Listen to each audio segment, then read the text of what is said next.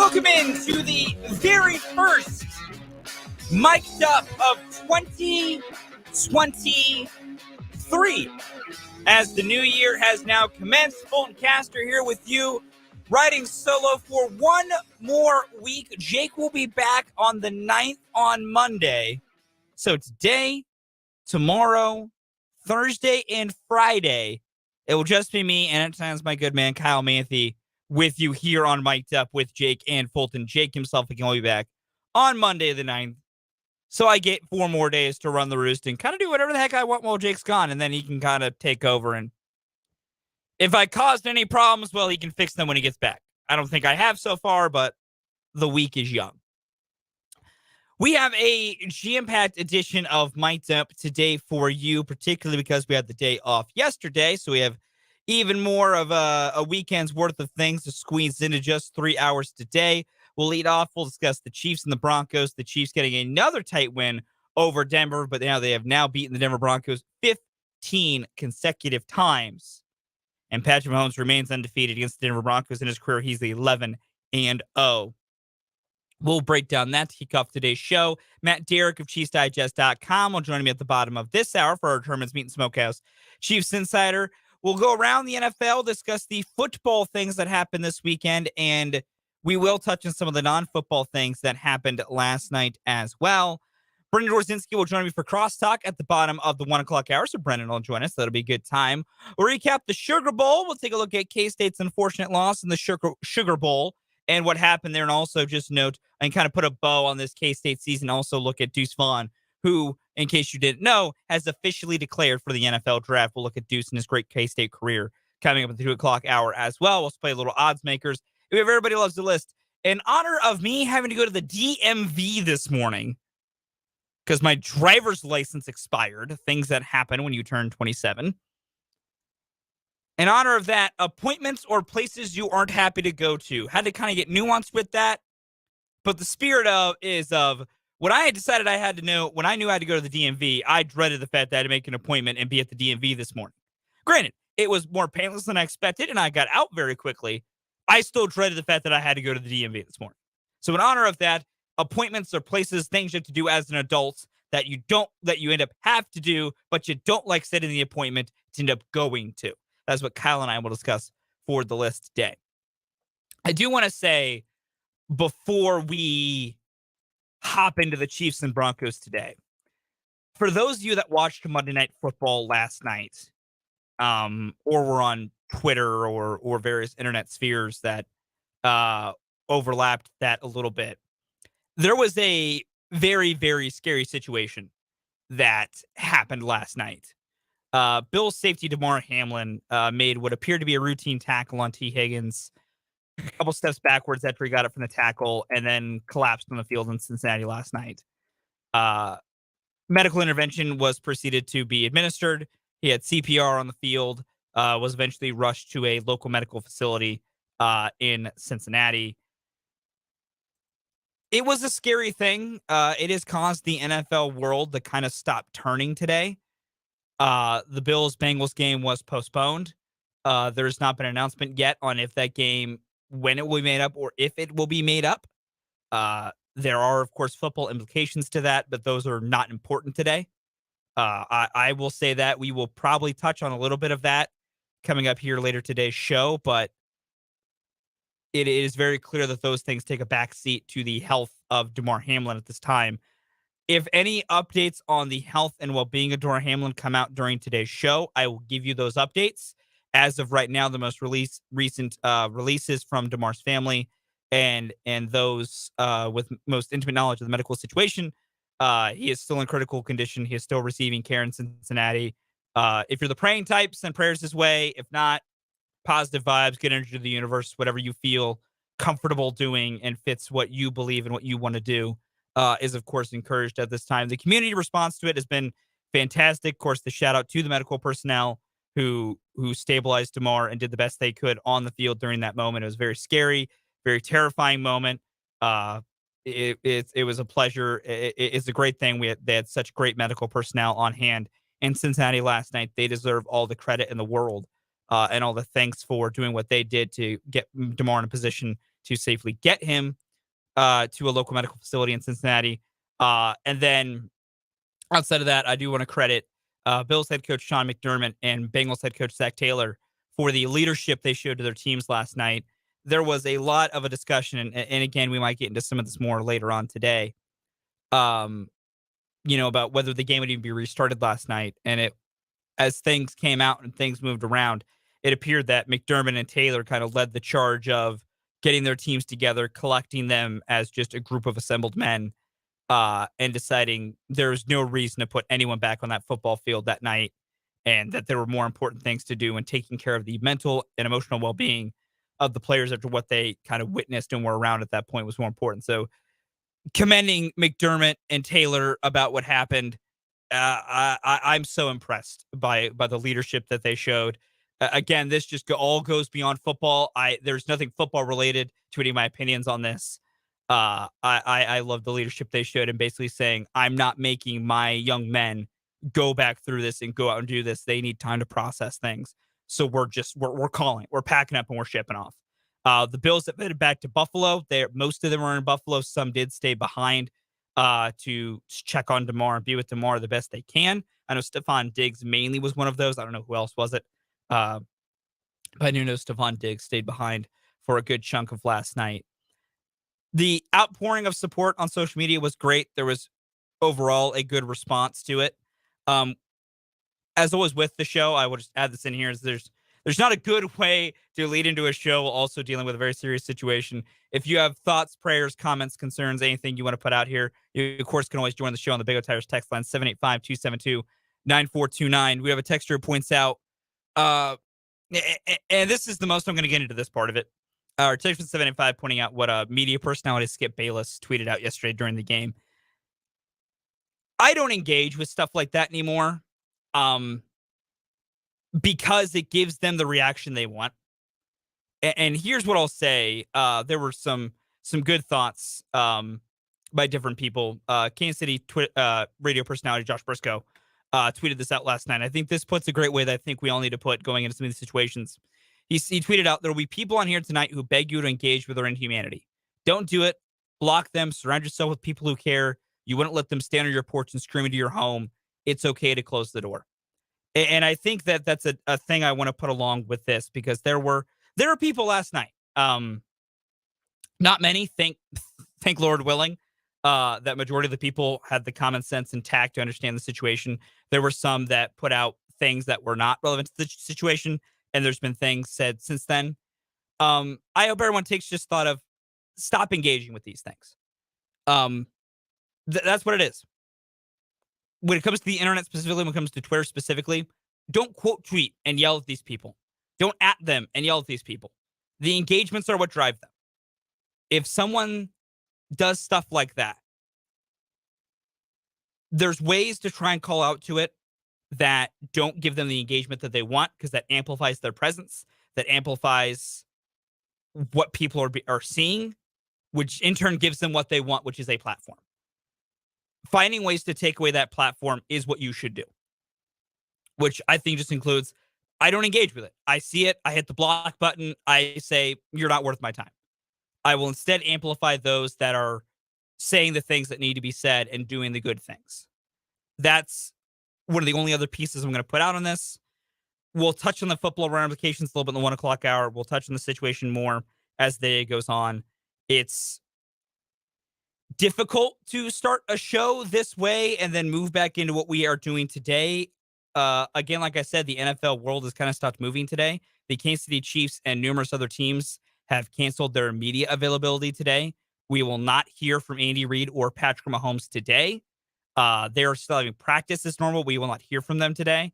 We will hear from them tomorrow. The plan is for Mahomes and Reid and a few of the select players to speak with the media tomorrow as normal. And then the coordinators and assistants will speak on Thursday.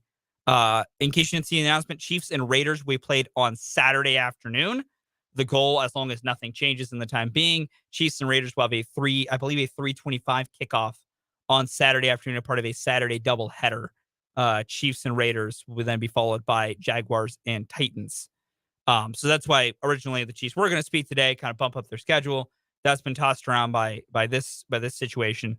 It takes a lot to make the NFL stop moving. It takes a lot. It takes something incredibly profound to make the NFL world kind of stop spinning for a little bit. And this is one of the situations. The health of Damar Hamlin is all that really matters at this point. And I hope more than anything in this world that within the 3 hours you all are with me this afternoon, that I can give you some good news. But we'll have to wait and see. We're gonna go on today as normally as we can. I just want to make that clear off the top that I'm going to go on. I'm going to talk about the NFL today. I'm going to talk about the football side of things today. But I want to just make it clear off the top that that situation happened. It is important. We are recognizing that it happened. I am not trying to blow past it or ignore it or its importance or the humanity that it's about. But at the same time, trying to find that balance of letting part of our world go on while we wait on this is the balance to find. And there's never a perfect balance to see, but we are going to try and do our best to navigate both these situations as best we can. So sorry for kind of that extended, very serious toned way to start today's show, but I wanted to address that at the top so we could all understand what's going on today and understand what's happening to kind of get a better frame for how we're going to try and go about this afternoon's edition of the show. And also, if I'm hopefully able to give you some kind of update, you have the context with which those updates hopefully will come and will be in. But with that, as always, I'll just have the usual stuff at the top. If you ever want to be part of our show today and interact, go to the Bigger Tires text line 785-272-9429. The other part of this, as always, you can watch this as a live stream on our YouTube account. Go to YouTube, Sports on 580, find the live stream, interact in the live comments as well. That's the interact for the show today. At times, we're going to keep it light today. Like I said, I know it's hard when we start off the show in such a serious way.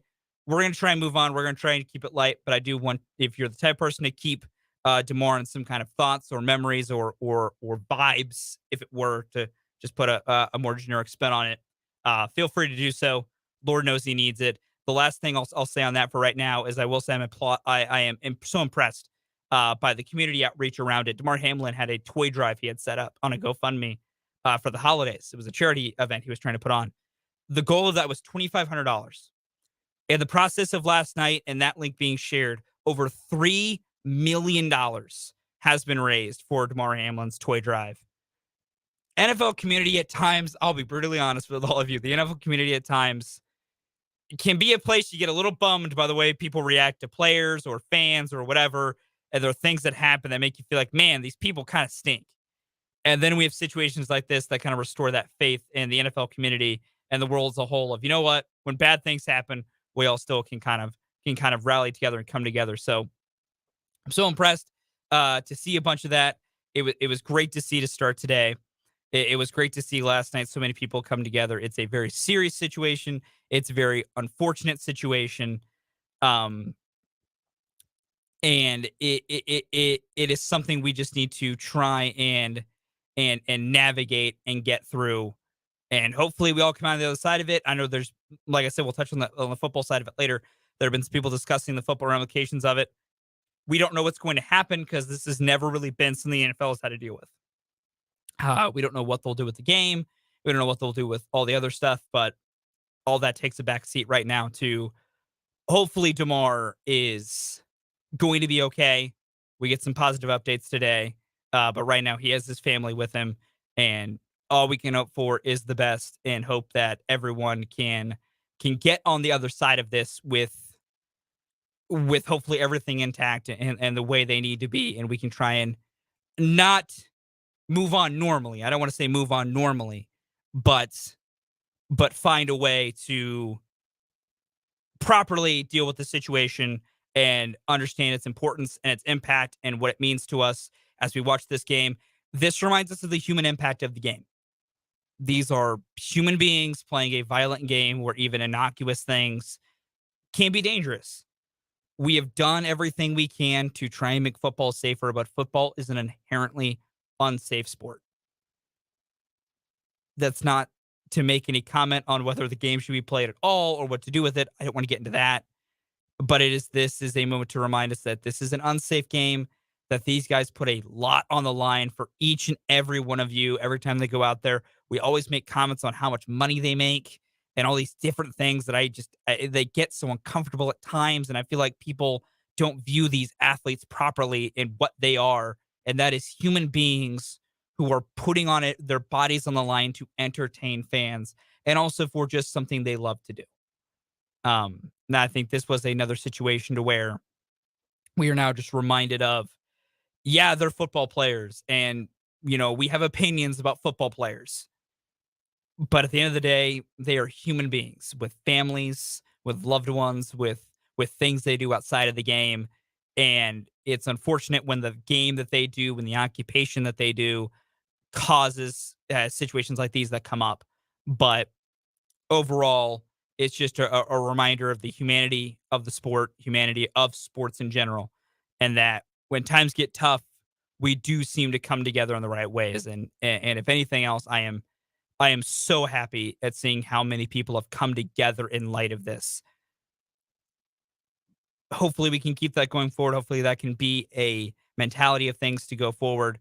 Lift people up, tell people you love them, that's always a good reminder in these times, but hopefully we can get a good update on tomorrow. But that is the scary situation that came out of Monday Night Football last night and the circumstances in which covering the NFL must be viewed through, my opinion, today.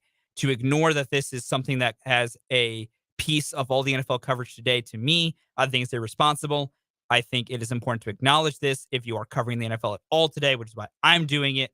Because I've talked with the NFL, I want it to be known that I am aware of the situation and want it to be discussed in a proper context. But that is the way with which some of the NFL discussions today just have to be bracketed and is a way to go through it.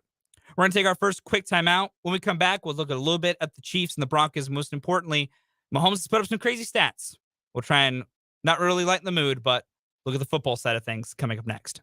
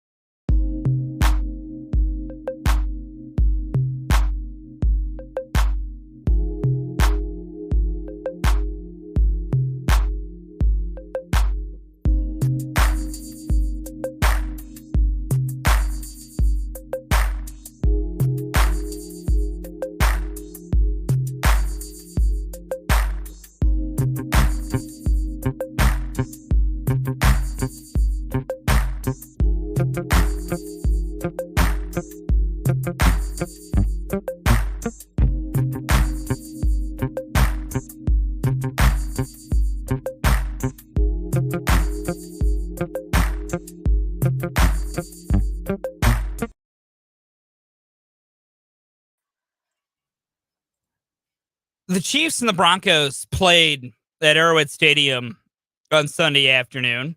It's a beautiful day. It was the first game that I got to go to in person this season. I go to one game a year with my dad, uh, which has been great. We are blessed to be in a situation where we can go to at least one game a year.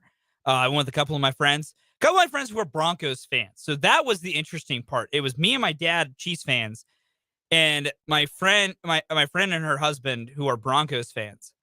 Um, it was interesting to watch that game with them because there were some very different reactions at very different times.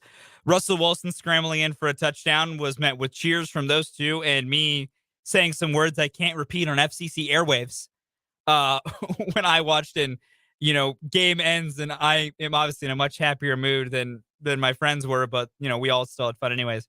The two things I wanted to say is, first of all, Chiefs Kingdom as a whole, I just want to congratulate. I at least want to show some appreciation to you all. I was worried bringing Broncos fans to Kansas City because that is a rivalry. And people are people, which means some of them are jerks, especially in sports, especially when they get drunk. My two friends were completely ignored by pretty much everyone at Arrowhead Stadium on Saturday and were never bothered. As far as I saw, many Broncos fans were completely ignored and were left alone during the process. So that's a shout out to Chiefs Kingdom. That's a shout out to everyone that was at Arrowhead on Sunday. That's the way it should be. Opposing fans should be able to go to stadiums and enjoy their game in peace. Light, polite jeers and playful banter is one thing. It was nice that not even anyone tried to start anything with my friends. It was great. It's what I'm always worried about. I'm worried about if I go to road stadiums as a road fan. But I'm very happy that we can have a welcoming atmosphere at Arrowhead. So as an attending part, thank you everyone at Arrowhead on Sunday. That's just a shout out to Chiefs Kingdom as a whole. Y'all are fantastic. Y'all are awesome. The on football note I wanted to get to here, we're going to break down the game more. Matt Derrick's going to join me in just about 10 minutes or so, and I'll break down the game more with him. But Patrick Mahomes finished the day with 328 yards and 3 touchdowns yesterday. In a game he was off. In a game that I think many watching would describe, he was off. He missed some throws. He made some interesting decisions. But he still had a great game overall with over 300 yards, 3 touchdowns. And this is the more important part I wanted to get to. Mahomes now has over 5,000 passing yards for the second time in his career. Here are the players who have had 2 seasons or more of 5,000 passing yards. Tom Brady, Drew Brees, end list. Tom Brady has done it twice. Drew Brees did it 5 times. Drew Brees 5 times did 5,000 passing yards. Insane. But Mahomes has now joined that elite company. What an amazing thing for him to get to on a day where he himself said, I didn't play my best. He still goes over 5,000 passing yards, and he throws his 40th touchdown pass of the season. He is now, as last seen on FanDuel, a minus 825 favorite to win the MVP. I think he's the MVP. I think he'll get it. My pocketbook and my fandom would be very happy for both results. We're going to take a timeout. When we come back, Matt Derrick will join us for Urban's Meat and Smokehouse, Chiefs Insider.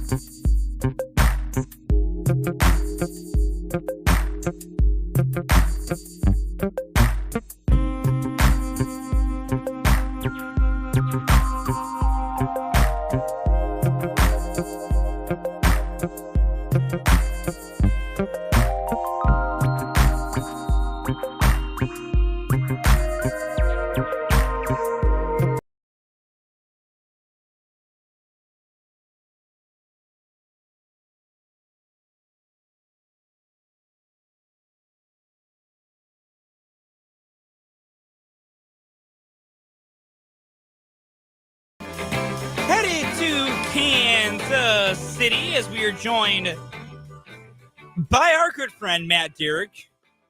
Covers the Chiefs for ChiefsDigest.com. You can follow Matt on Twitter at Matt Derrick. This is our Herman's Meat Smokehouse Chiefs Insider Report. Matt joins us every Tuesday at this time. And Matt, not to kick us off on a less than high level note, but just because this is the context with most NFL conversations had to be done with today. Most recent update on the Damar Hamlin situation. We have not gotten an update on his medical condition, but the NFL has released that the Bills-Bengals game will not be resumed this week. Just, I know you're so touched in with the circles. I know the Chiefs canceled their media availability today because of this. Just what have you seen as kind of the fallout around the league from this? And what have you seen as the reaction? And what is your thoughts on the reaction from the league in the wake of this serious situation? Yeah, I mean, I don't think there's any doubt. I mean, you see just and hear a lot of shock and concern around the league. I mean, clearly, players, coaches, I mean, everybody in the organization is universal right now, and that their number one concern is about Damar Hamlin. And and secondly, is just that there's just the realization that these kind of things can happen in a game like this. And so I think you're seeing around the league, everybody's kind of taking a deep breath today. I think the NFL's reaction to what's happening and the team's reactions, that they're not going to resume that game this week. Right now, it looks like everything for week 18 will proceed as is. And, and this is unusual. I mean, Kansas City's only kind of, Tuesday's normally a day off around the league. That's part of the NFLPA policy. Players get a day off. It's a little bit different when you play on a Saturday. So that's why the Chiefs would have been working today. So it's a little bit different, but even the Chiefs, I mean, they're practicing today. I don't think that they're probably practicing the same kind of energy that they normally would. I know from the schedule, it was certainly going to be a lighter schedule and practice for them anyway, but I don't think there's any doubt. I mean, this is the number one thing that everybody's thinking about, and not a lot of people are talking and thinking about football right now. They're not, and honestly, I think that's kind of the proper way for some of it to be. Before we move to the Chiefs here, Matt, I do want to discuss the way of the leadership of Zach Taylor and Sean McDermott last night. How did you feel that they led in what was a very tough situation? Because it kind of looked like, I know there's conflicting reports about whether the game was going to go after a warm-up period or not. There's the NFL and other things have been conflicting. That is kind of what it is at this point. But what did you think of the leadership that Zach Taylor and Sean McDermott showed last night to kind of rallied their troops, rallied their guys together, then it seemed like they made the call that we're not going to even ask these men to play this game tonight. We're just going to focus on the human side of what's happening and not a game anymore. What'd you make of their leadership last night?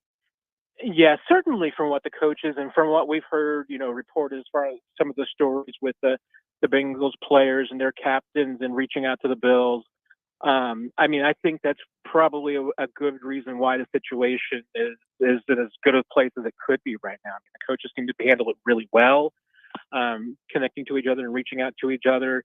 The NFL, yeah, they might get cast in a negative light. Maybe they did make some decisions that in the immediate, moment that weren't the best. But you got to remember, everybody's kind of working without a net in that spot. It's not like this. Last time that anything that happened of this nature, sure, you go back to Dennis Byrd, but it's been 50 years really since something like this has happened on an NFL field to this severity, and nobody really knows what's going on. And there's always a lot of conflicting information, and there's so much chaos going on that you can. I've seen only a fraction of these kind of moments. I know it can kind of happen in the chaos, and the fact that I think they were able to get through it. They were able to first of all take care of this young man in the way that they did. But yeah, the coaches handling their teams and getting them together and keeping everybody on the same page and resolving the situation last night, I think it speaks volumes for everybody involved. I think it does as well, man. I think that's a great way to put it. We're gonna move on to Chiefs Broncos, the Chiefs here, and try and discuss the football side of things, even with those things on our minds here. Chiefs Broncos played Sunday afternoon in Kansas City. It was another tight one with the Chiefs and the Broncos. The Chiefs get the win, their 15th straight over Denver, but Denver puts up 24 points. Their offense has one of their better days. Just watching this, is this a case that the Chiefs defense is for somehow not built to deal with Denver? Or do you think part of Denver's offensive success was the simple interim head coach, new scheme, you didn't really know what to prepare for? Yeah, I think maybe a little bit of both. And certainly again, the Chiefs defense wasn't helped out by the offense. They got put in once again a couple of bad situations, and if the other team gets the ball deep in your own territory, sometimes you can do everything perfectly and still not keep them out of the end zone. So that's something that the Chiefs are going to have to work on, is just making sure that between special teams and the offense, they're not putting their defense into a hole. But yeah, I don't think there's any doubt, having been forced to watch as much Broncos football as we have this year, because how many times that they were put on national TV, I don't think there's any doubt. The two best games the Broncos played all year were against the Chiefs. And the first time around, it was certainly, I think, that their emotion was that was their Super Bowl and they were going to pour everything into it. And you're right. Yesterday, on Sunday, it was a game where they, fired their head coach and got an interim coach in there. And I think you saw that there was no more fighting amongst the Broncos. And I think we talked about this last week. NFL workplaces aren't that different than everybody else. If you got a bad workplace and all of a sudden the boss is gone, everybody gets a fresh start. The cloud is lifted, and and sometimes you can have better work at that spot. So I think it was definitely a part of that. The Broncos had the cloud lifted. They really put everything they had into that. Maybe it is that the one team that they're kind of built to go up against the Chiefs, and so maybe that the Chiefs are a good matchup for them. But at the bottom line, like you said, 15 in a row, the Chiefs win these games, and they find ways to win close games in the division, and that once again continues. It does, and the Chiefs are what we usually focus on here, but I just want to bring this up when it comes to the Broncos specifically, and maybe if Nathaniel Hackett maybe not have been the guy. One of the first plays the Broncos ran on Sunday was a read option with Russell Wilson doing a designed run. You were right. We've been subjected to a lot of Broncos football, for better or mainly for worse, this year. Was that the first time you've seen a Russell Wilson designed run this year? Because I think it was. I think it was too, and and remember, Russell Wilson ran a lot against the Chiefs the last time around. They weren't designed runs, but they were effective. And I certainly I don't think there's any doubt. This year and whether it's just because of his age or what the approach was, but the Broncos decided this year to make Russell Wilson a pocket passer. And I think he's a good pocket passer, but one of the things that makes him so effective is his motion. His ability to move and his legs, and even at his age, he still has that.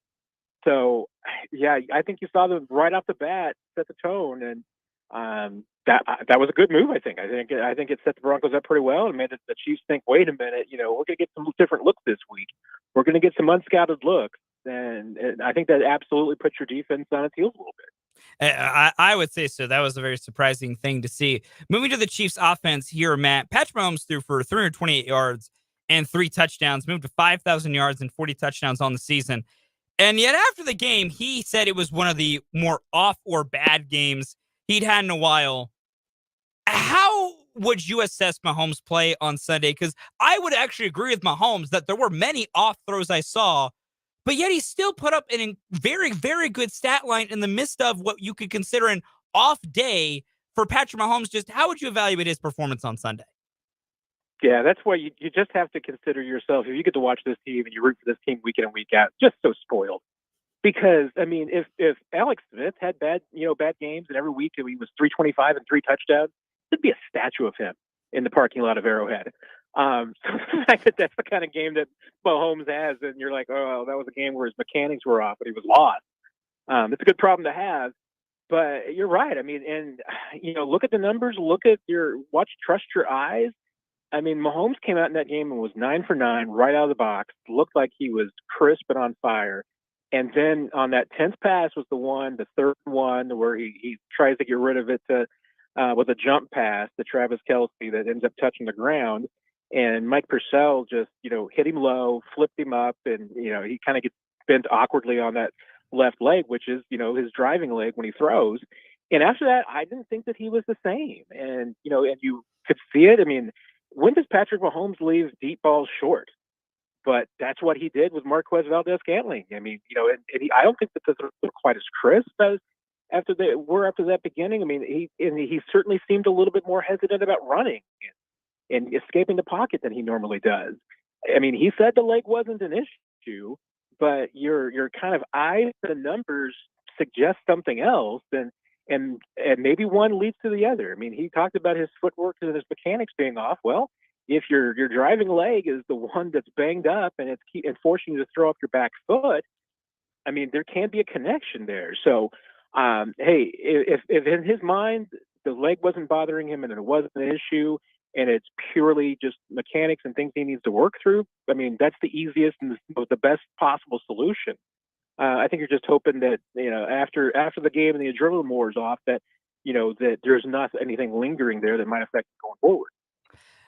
I do want to discuss what has quickly become maybe Patrick Mahomes' best receiving option. No, I do not mean Travis Kelce. I mean Derrick McKinnon, who has now set an NFL record for consecutive games with a receiving touchdown by a running back. He had 2 more in the game on Sunday. What do you think has led to Jerick McKinnon just being a walking touchdown machine as of late? Because it never seems like complex patterns or complex things are getting him open. It just seems like he's always open in the flat in the red zone, and for some reason, no defender is deciding to pick him up.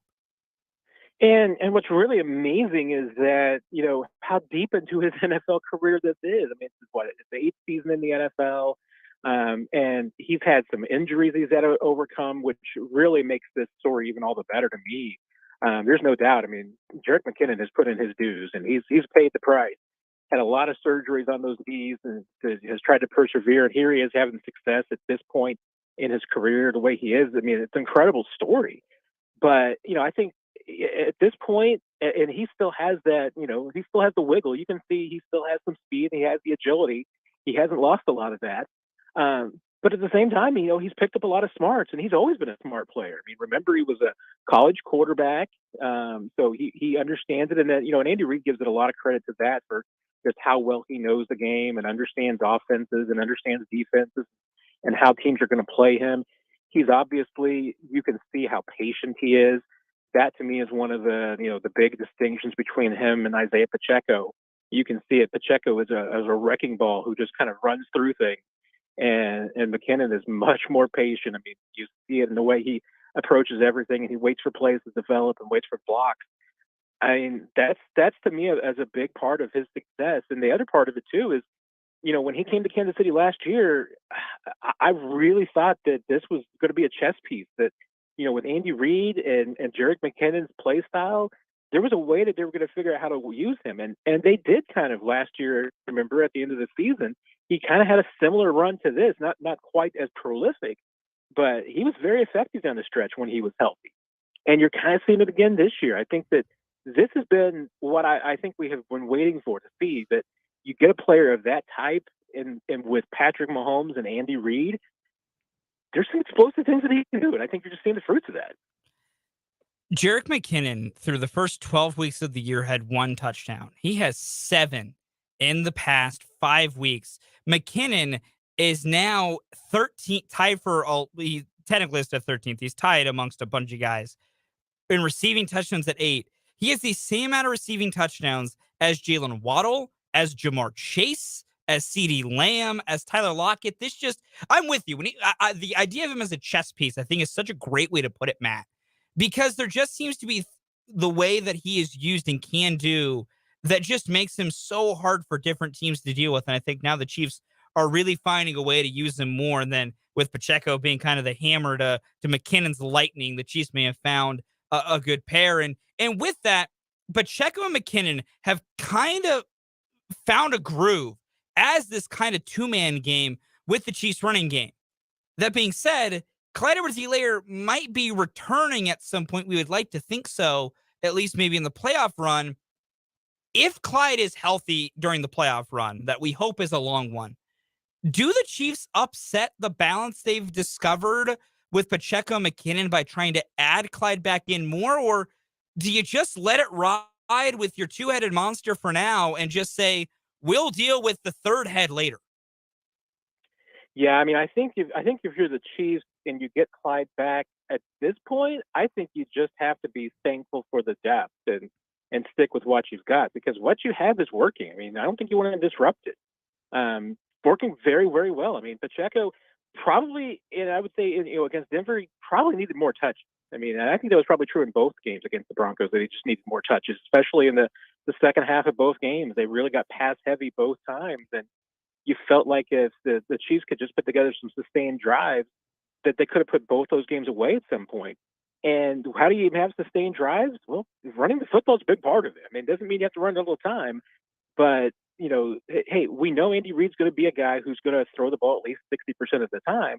But this game this weekend was more like 75%, and that's not even for Andy Reid and Patrick Mahomes. I'm not sure that's a sustainable ratio. I think they certainly needed to get the run game more involved. And you're right. I mean, look at the reason why McKinnon wasn't maybe producing this earlier in the season was just opportunity, because you can't in an Andy Reid offense figure out a way to get 3 guys the ball in the backfield. You can barely do it for 2 guys. So I think if Edwards-Helaire come back and he can play, that's a great depth piece, but I wouldn't shake up what's working right now, because it seems like Pacheco and McKinnon have a real good chemistry going right now. They really do. And to speak to your point, Matt, about the balance of run and pass, I'm with you that maybe there should have been more carries on Sunday. There were, if I do my math right here, 12 runs from running backs on Sunday compared to 42 pass attempts from Patrick Mahomes. That feels like a balance that truly is unsustainable. I do want to move to the defense here, though, Matt. Is Chris Jones now moving to the best defensive tackle in football? Because he had another game to where Chris Jones essentially called game and ended it, which feels like the 50 millionth time he's done that this year, of just decided, screw it, I'm ending this game myself.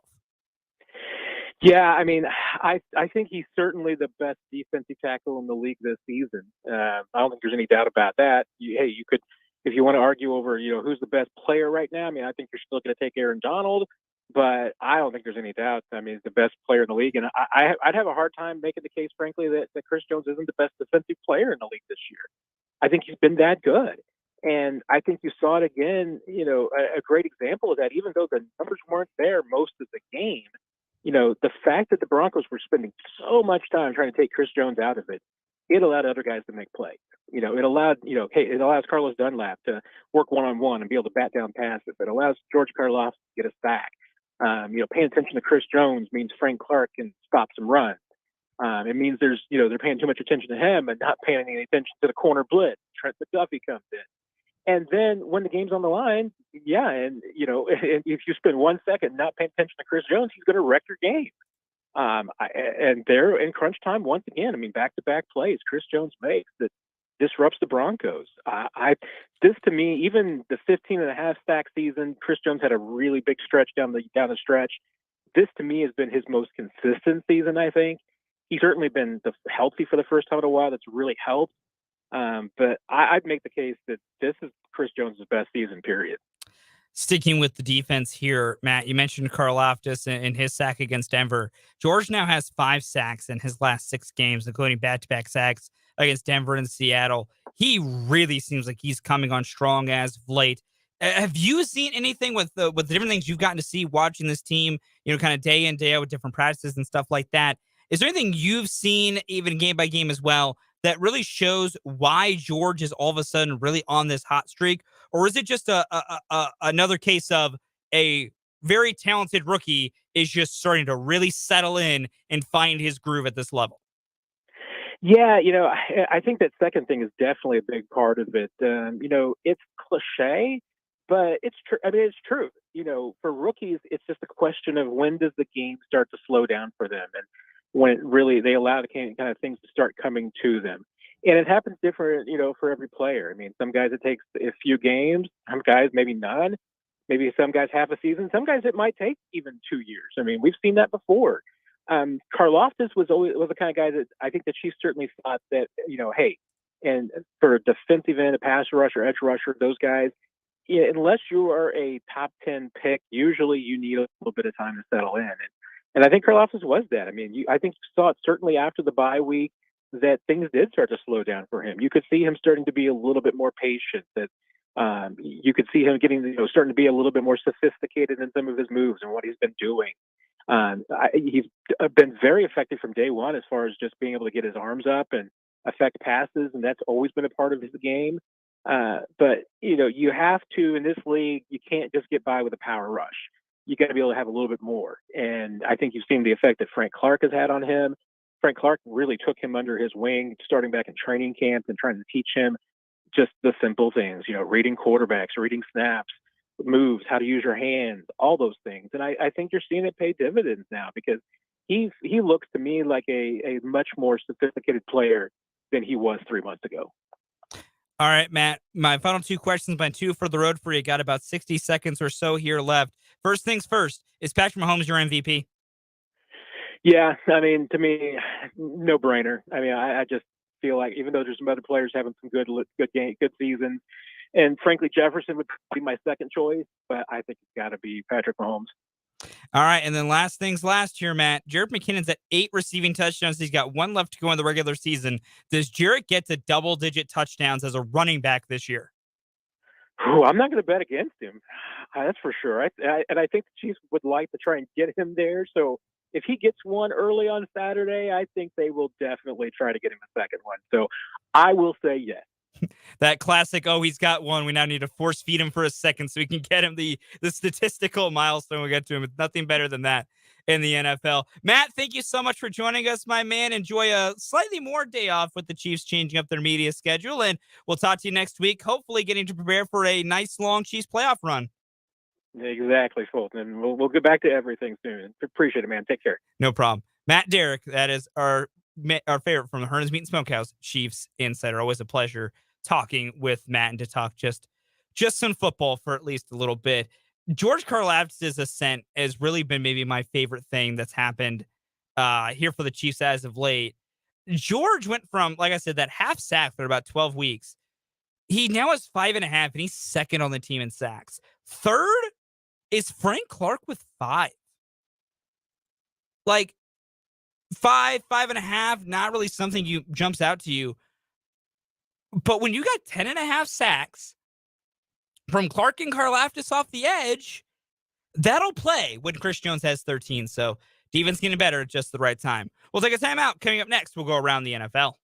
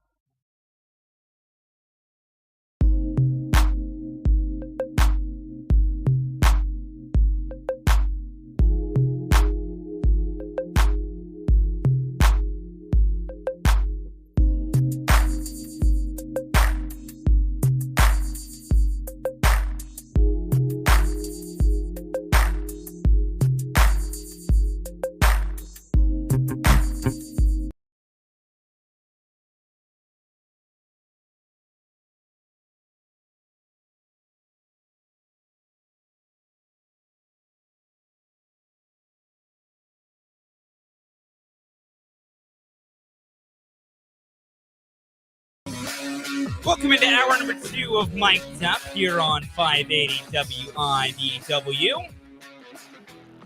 Fulton Cast here with you as we have 2 hours left to go on today's show. I want to thank Matt Derrick for coming on as always. I enjoy having Matt join us for our weekly conversations as we chatted about the Chiefs' narrow and difficult win over the Denver Broncos. It was not easy for them on Sunday, but a win is a win because, as I tell you all every week now, my personal policy: do not get stressed when playing the bad team until the bad team has won. Now, I'll be honest, I broke that rule on Sunday because when it got real close late in the fourth quarter and Denver had the ball, a chance to go for the tie, I looked to my buddy who I was with and I said, because I explained to him the rule before the game started, I looked to him and said, I'm breaking my own rule. I'm very stressed right now about what I'm watching. I still recommend the rule to everybody, but we're all human. And sometimes you get very stressed about things. Coming up in this 1 o'clock hour, I'll go around the NFL, look at the football things that happened this weekend. We're going to touch on the football things and get ready for Week 18 in light of some of the off-the-field things that we've talked about today. We're going to take this top of this 1 o'clock hour, and we're just going to look at what the football things that happen and go about what is going on in the world of football on the field in light of some of the other things going on right now. We have Everyone Loves the List, appointments that you don't like to go to or are not happy to make. Like I said earlier, this is in honor of that. I had to go to the DMV this morning. My driver's license expired because I didn't realize it expires when you turn 27. I did not pay attention to the notice they sent to my dad's house in Wichita. That was where when I got my license issued all those years ago. My first one when I turned 21, or at least the hard copy I had when I turned 21. I got my actual license issued way back. Either way, I can't remember when that first one actually got issued. Either way, rambling aside, I really delayed on getting it done, so I did not get it done all the way to today, the day it expired. Luckily, I did get it done. They made it more painless than I thought it was going to be. And now I, once again, legally can be driving the streets of Capital City. But yeah, I wasn't happy when I had to make that appointment. So it inspired me to, even if it's an appointment you know you got to do, especially if it's something you know you got to get done, you dread it a little bit when you make it, or for some reason overall, you're unhappy to make it. It's a topic that took a lot of explaining to define what it is, but in my opinion, I think that's sometimes the best list topics we've ever had on this show. So that is our list today. And then at the bottom of this hour, Brendan will join me for some crosstalk as we'll chat NFL, a little bit of college football, some of the great things happening around, and maybe a little bit of his Packers as well, as they're alive. They have a chance. they could make it into the NFL playoffs. You can join in on the show, as always, on the Big O Tires text line, 785-272-9429. You can also watch us live on YouTube. Go to Sports on 580 on YouTube. Watch the live stream of today's shows, and you can join in the show in the comment section, the live comments of our YouTube live stream today. I want to thank those that have already sent in different thoughts, tweets, comments, everything. I love the interaction, especially when it's mainly just me hanging out. The comments are nice. It's better if you guys be part of the show, because don't have Jake here to banter with or get his thoughts on stuff. So I'll take your thoughts. I'll take your questions, your comments, things like that, to get knowing what's going on with our shows in the world of sports.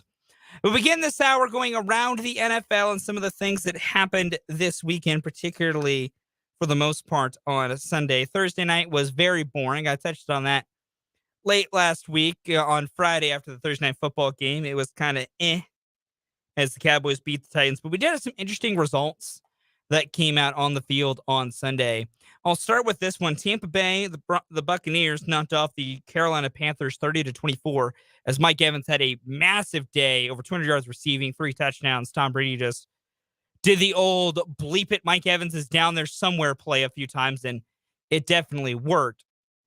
With the win, the Buccaneers have clinched the NFC South. They will be the 4 seed in the NFC playoffs. So Tampa is the 4 at either 8. They'll either be 8-9 or 9-8. They have one game left coming up here on Sunday here in Week 18. They will be taking on the Atlanta Falcons on the road. I don't know if Tampa will rest anyone. It isn't the worst idea because they are the number 4 seed. Nothing changes if they win or if they lose. They will be hosting a playoff game against the number 5 seed. But the number 5 seed is where things get interesting, because the Dallas Cowboys won on Thursday, and the Philadelphia Eagles, starting Gardner Minshew for the second consecutive game, lost again, which means the Eagles and Cowboys are separated by exactly 1 game. And if the Cowboys win coming up on Sunday and the Eagles lose, if I have done this correctly, which I'm like 98% I have, then the Cowboys would win the NFC East, and Philly would go from being the 1 seed basically all year in the NFC to falling all the way to the 5. I'm going to open up our good friends, the NFL playoff machine, to confirm that I am correct on how this might end up playing out. And that is correct. I am right, and I'm happy I'm right. Yeah, if Dallas wins and Philly loses on Sunday, the Dallas Cowboys win the East. And then we get into the other important part of this. If the Cowboys win, the Eagles lose. Not the Phillies, they play in Philly, but they're the Philadelphia Eagles. If the Cowboys win, the Eagles lose, and the Niners win, the San Francisco 49ers, led by Brock Purdy, will be your number 1 seed in the NFC and get the bye. If the Niners lose to Arizona and the Cowboys win and the Eagles lose, the Dallas Cowboys will be your number 1 seed. So a lot of things still up for grabs in the NFC, but the fact that the Philadelphia Eagles lost again makes Sunday very interesting, and even more interesting if Jalen Hurts cannot play. The Eagles are 0-2 this year with Gardner Minshew at quarterback. The Eagles will play the Giants. That will be played in Philadelphia. The Cowboys will travel to Washington to play the Commanders. The Cardinals travel to San Francisco. That'll be the 49ers home game, as those 3 teams battle out for essentially the number 1 seed in the NFC. The AFC wildcard picture got modified a little bit coming up over the weekend after some, I'm not going to call them big wins, but interesting games that kind of messed with the wildcard picture just a little bit. The Patriots beat the Dolphins to keep their playoff hopes alive. The Dolphins had Teddy Bridgewater play a majority of the game, but then Teddy Bridgewater left with a finger injury late. Skylar Thompson took over. Skylar Thompson also threw a touchdown pass in that game, so that was awesome. Skylar Thompson threw a touchdown pass with a minute to go to make it a 2-point game, 23-21. Patriots recovered the ensuing onside kick and won the game. But the Patriots beating the Dolphins keeps them alive. Miami is still alive as well. And then the Pittsburgh Steelers beat the Baltimore Ravens on Sunday Night Football to keep their playoff hopes alive as well. So the final wild card spot is essentially down to just New England, Miami, and Pittsburgh, with a very tiny window left open for the Jacksonville Jaguars. It's as simple as this for that final spot. If I believe Miami has the easiest route in. If they beat the Jets, I don't think anything else happens. They win and they are in. I'm just confirming that here. No, I am incorrect. If the Dolphins win, they also need the Bills to beat the Patriots and they will get into the playoffs. The Patriots win by just winning, no matter what the happens to the Dolphins and the Jets. And then if you are the Jaguar and if you're the Steelers, you need both the Bills and the Jets to win, and then you would get in. And then when it comes to the Jaguars, if the Jaguars lose to the Titans, they need all three of those teams above them to lose, create a four-way tie at 8 and 9, and then the Jags get in as a wild card team if they lose the AFC South. Speaking of the Jaguars, they thoroughly dismantled the Houston Texans 31-3. So the AFC South showdown is set up and will go down in Week 18. It's one of the two Saturday games. It is the evening part of the Saturday slate. After Chiefs and Raiders, there is Jaguars and Titans. Winner of that wins the AFC South. They are in, they get a home playoff game.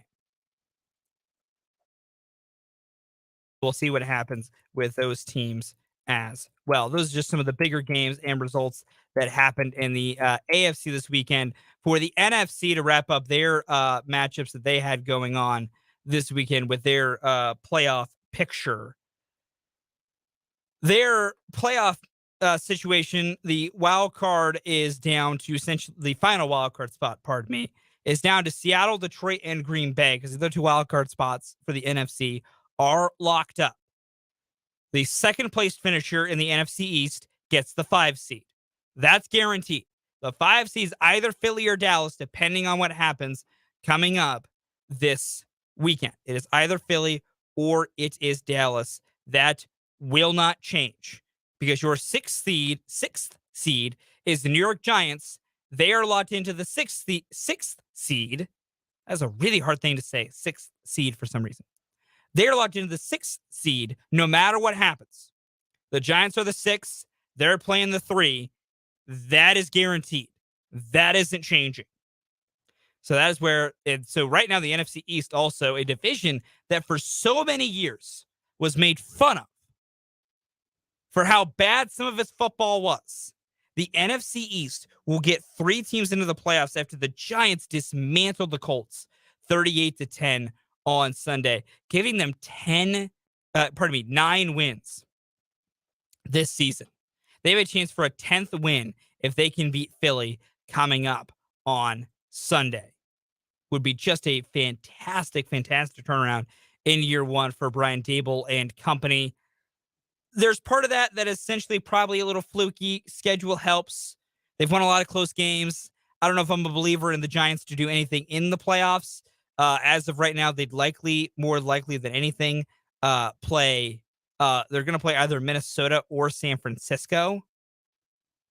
And probably more than likely they'll play San Francisco they'll play Minnesota unless the Niners lose to the Cardinals and the Vikings beat the Bears, at which at that point the Vikings would get the 2 seed and they would not play the Giants. So I don't know if the Giants will make any noise in the playoffs. I will say Giants versus Vikings, I'd be tempted to take the Giants because the Vikings are the most fraudulent 12, 13-win team in NFL history.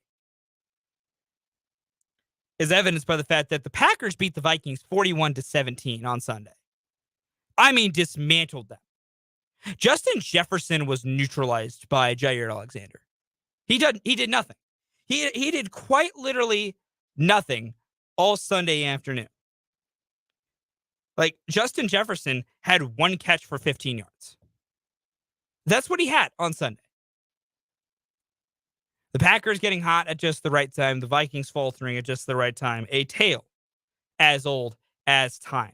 So that is that update on some of the big things happening this weekend with that NFC wildcard picture being Seattle, Detroit, and Green Bay. That's figured out in a pretty simple way. Seattle, if they win and the Lions win, Seattle is in. And here's what's most important to note about the Seahawks, the Lions, and the Packers. Seattle will play earlier in the day. Their matchup against the Rams is scheduled for 3:25. The Lions and Packers are Sunday Night Football coming up in Week 18, which means the Lions will know if they are eliminated before that game ever kicks off. Because if Seattle wins at all, if Seattle beats the Rams, the Lions are out. They cannot advance to the playoffs. Now, if there's any team that their coach could fire them up to play spoiler, I would say it's the Lions. Because if Dan Campbell all he has to say to his team is, hey, we're not going to the playoffs, but we can make sure Green Bay doesn't get in. Because the Packers have the easiest route to getting in. The Packers win on Sunday Night Football against the Lions, they're in. They win, they're in. They're the 7th seed going into the NFC playoffs. But you can bet for sure that Dan Campbell can get a decent amount of mileage out of, hey, guys, I'm sorry, we're not going to the playoffs. But you know that team that's a pretty big rival of ours that we really don't like and we want to always do mean things to? Hey, if we beat them in prime time television, if we do that, gang, they don't get to go to the playoffs. They have to go home. We can make sure Aaron Rodgers leaves Lambeau Field not going to the playoffs. If anyone can get mileage out of that and still make it a good game, it's Dan Campbell. So I know the NFL normally doesn't like to have games on the Sunday night game. Usually is a big game that's played with has no standing on anything else happening. They had a lot of schedule juggling they had to do this week, but I think they put good faith in, even if the Lions are mathematically eliminated because Seattle wins earlier in the day, Dan Campbell's going to get his team hyped to just play spoiler. Because the Lions don't like the Packers, two teams that don't like each other. I'm going to have Brendan on here at the bottom of the hour. Trust me, he does not like the Lions. He loves to make fun of the Lions. That game will have juice, and it'll be Sunday Night Football in Lambeau, in Green Bay. It'll be fun no matter what. But those are kind of the big playoff situations set up here. No other real big results or interesting massive news or notes out of the games that happened on Sunday. Not a lot of big upsets on the weekend. The closest thing when it comes to playoffs, Patriots beating the Dolphins was a close one. Saints upsetting the Eagles was nice, but with the Buccaneers winning, the Saints can't make it into the playoffs now. Nonetheless, Bucs won the division by beating the Panthers. Jags got themselves in a better position beating the Texans.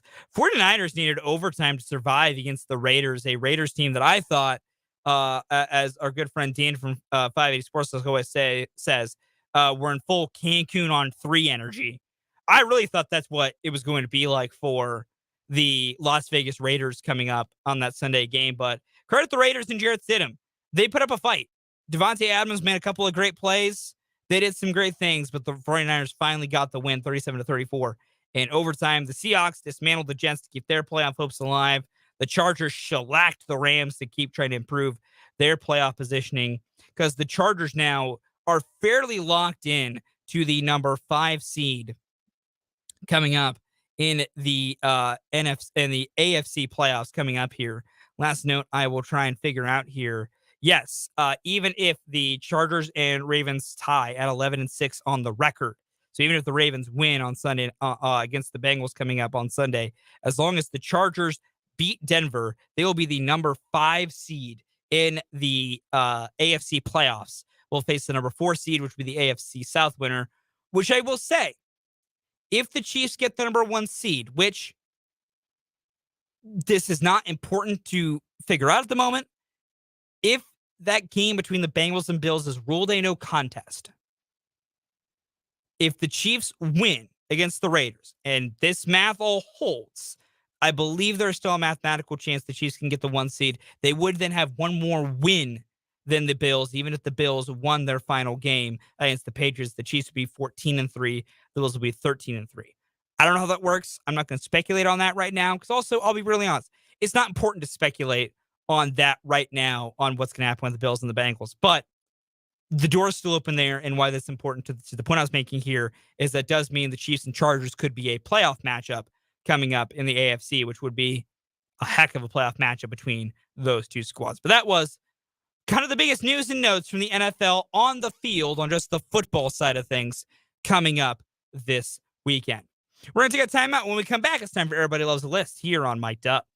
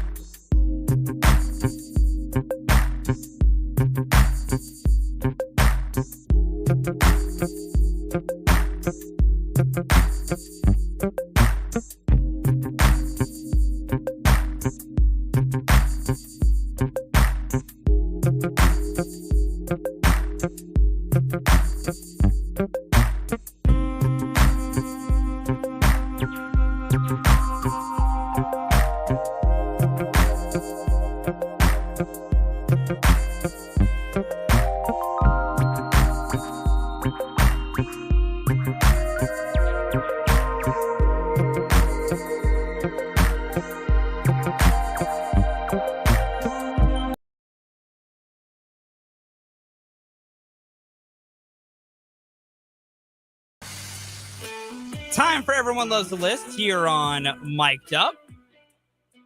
Bring in my good friend Kyle Manthey to help me with the list today with Jake gone. Kyle, our list, appointments you have to make, places you got to go that you really don't want to, but you have to. In honor of me having to go to the DMV this morning and not being happy about having to wake up for that, but by God, I did it because I had to do it. Kyle, what is your number 4?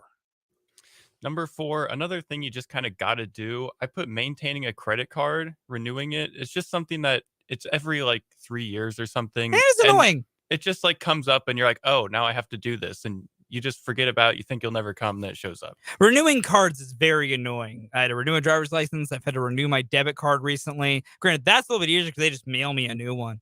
But you know, I could see that. Very annoying. Number 4 for me is very specific because of the context with which the appointment's made. It's going to a doctor's office because if I'm making that appointment, something is wrong with me and therefore I'm in a bad mood. It's a weird way to frame it, but I'm never happy inside a doctor's office because I'm often there for something I don't want to be here for. That's a good point, that if you do that, you're never going to be in a good mood during it. So it just makes it even worse. Number 3 for me, I put DMV. I mean, it's pretty obvious. No one's ever been excited to go to a DMV. No. The DMV is awful. It's terrible. Number 3 for me, almost any appointment to do with my car. If I have to take my car to get any level of work on, even as simple as an oil change, I'm not in a good mood because then it messes with my whole day's function. So any appointment to do with my car is number 3. Number 2, want to get something medical. I put dentist because those are, you make the appointments. That's my number 2 as well. 6 or 7 months in advance, and you're just like, schedule it, and you're like, I don't think. It's annoying. You're going to forget about it by the time it also, unless your teeth are like perfect, they always like give jabs at you for your dental care. And I'm like, I don't need this. So no, number 2 for me, dentist as well. Number 1, jury duty. Yeah. Yeah, I mean, self-explanatory. yeah, it's jury duty. No, that is fair. Jury duty gets an honorable mention from me. My number one was what I had to do today at the DMV because very few people are ever happy while being at the DMV. 2, I was blessed that it went quickly today, but sometimes you're at the DMV and it takes forever to get stuff done and no one's in a good mood. So DMV, quite easily, my least favorite thing I ever have to do when I'm making a point for something. We'll take another time out. When we come back, Brendan will join me for CrossTalk.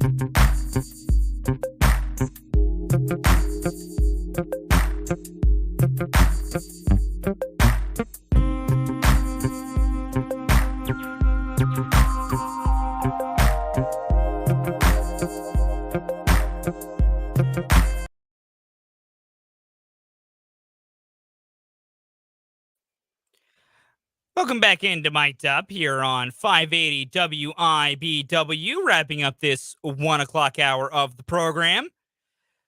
Full guest here with you solo for yet another week. Jake will be back on Monday when he's back from his undisclosed little trip abroad vacation. He's having a good time. He talked to me today. Seems to be enjoying himself. So far has not been upset by anything I've done while he's been gone. So, we're going to call that a win. Did have a text in on the Big O Tires text line from the 785 in response to our list. A funeral home to arrange a funeral, yeah, that does suck. Physicals after the age of 50, I can't speak to that. I'm not near that point yet. Jury duty definitely sucks. And auto mechanic, yes. Any appointment to do with a car is just not, it's just not fun. It has to be done, but it's just not an enjoyable day. And that was my day this morning. And I'm glad you have some things that you decided to engage with as well. As always, you can be a part of the show on the Big O Tires text line, 785-272-9429, or hop in on the comment section of our YouTube live stream. Just go to YouTube, Sports on 580. You can watch a live stream of the show. And you can see Brendan Dorzinski as I bring him in to join me coming up here on this afternoon of the show. One of the hosts of 580 Sports Talk from 3 to 6 here on 580 WIBW. Brendan, how are we this afternoon? Doing all right, my friend. How are you? Doing pretty good. Doing pretty good. I didn't like having to get up extra early to get a driver's license renewed, but it also only took me 15 minutes, so I can't explain. Yeah, I mean, that sounds unpleasant. I don't even know when I need to get mine renewed. Yeah. It might be this year, actually. I recommend checking that. I think it's 2023. It might be. I look at it. I'm not going to put it on camera, though. Yeah, don't reveal personal information. Yeah, 2023. Okay, well, I will be doing that in September then. Yeah, I entirely... Although is DMV open on Saturdays? It is. I think it is. I could not answer that question. My birthday's on a Saturday this year. Yeah, okay. So Nice. I was preparing, obviously, 8 months in advance. Yes, of course, thing you get to do is prepare 8 months in advance for doing the important things that you need to schedule out at that point. Yeah, it is on a Saturday. DMV open Saturdays? I think it is. We've just now gone on this tangent here. Do you have to go all the way back to Chicago to get yours done? Do you still have an Illinois license, or you have a Kansas one now? I've actually only ever had a Kansas license. Oh, yeah, that is right. I remember that now. Yeah. I never had a license when I lived in Illinois. I forgot about that. Forgot about when we had those conversations when we were in college. I entirely forgot that. Yeah, it was until you're fair. I had my old car registered in Illinois. A whole lot of stuff going on. But I had my old car registered in Illinois for several years after I lived here, which made me then once on New Year's Eve have to drive all the way to it wasn't East Chicago or East St. Louis. It was a town near East St. Louis. Thankfully not East St. Louis itself. To go get my car re-registered before the start of that new year. And then I drove back the same day. That was the day that K-State lost the Navy in the Liberty Bowl. Fun fact for you. Huh. In case you want some context, which you probably couldn't care less about. Speaking of K-State, we'll start our conversation here today with this. Sugar Bowl is probably more of a disappointing end result than any K-State fan would want it, as Alabama gets their massive blowout victory. It started off better than I think some expected. K-State's defense was ready to play early on. K-State comes out to the 10-0 lead and with the Deuce Vaughn 88-yard touchdown run. Then it felt like Alabama just started being Alabama, is what it felt like to me, just watching what happens. And more importantly, it showed what happens when a team has the top 2 NFL draft prospects that many people consider. And one of those top 2 guys is at the most important position in football. Yeah, I mean, look, in the end, Alabama just had more dudes. And that's not to say that K-State doesn't also have dudes. We know they do. They've got multiple draft picks on this team. Felix Anudike-Uzomah, who I assume is going to declare here in the near future. Yeah. He's going to be a top 40 pick, I think, if not a first-rounder outright. Deuce Vaughn is going to end up getting drafted. They're going to have multiple NFL guys on this roster. It's talented. It's well-coached, all that. It's not Alabama deep, though. And in the end, Alabama just had more dudes. And I thought going into this game that the K-State defensive backs were going to match up pretty well with the Alabama receiving attack. Like, I was not especially concerned about Ja'Cory Brooks, or I wasn't especially concerned about Jermaine Burton or any of these guys. But they've got Bryce Young, and Bryce Young is going to be the starting quarterback as a rookie for the Houston Texans next year for a reason. He completed 15 passes, and a third of them were touchdowns in this game. I mean, that was one of the best games he has ever had in a career that nearly set records. 2 years as a starter, he's the number 2 all-time passer in Alabama history. I mean, he is that good. He is that talented, has enough pieces around him. Their offensive line played pretty well for the balance of the game. Their defense was just a little bit too fast, a little bit too aggressive, I think, for K-State in this matchup. And look, this doesn't take away anything from what this season was for Kansas State. It was a great year. It was a memorable year. It was a championship year.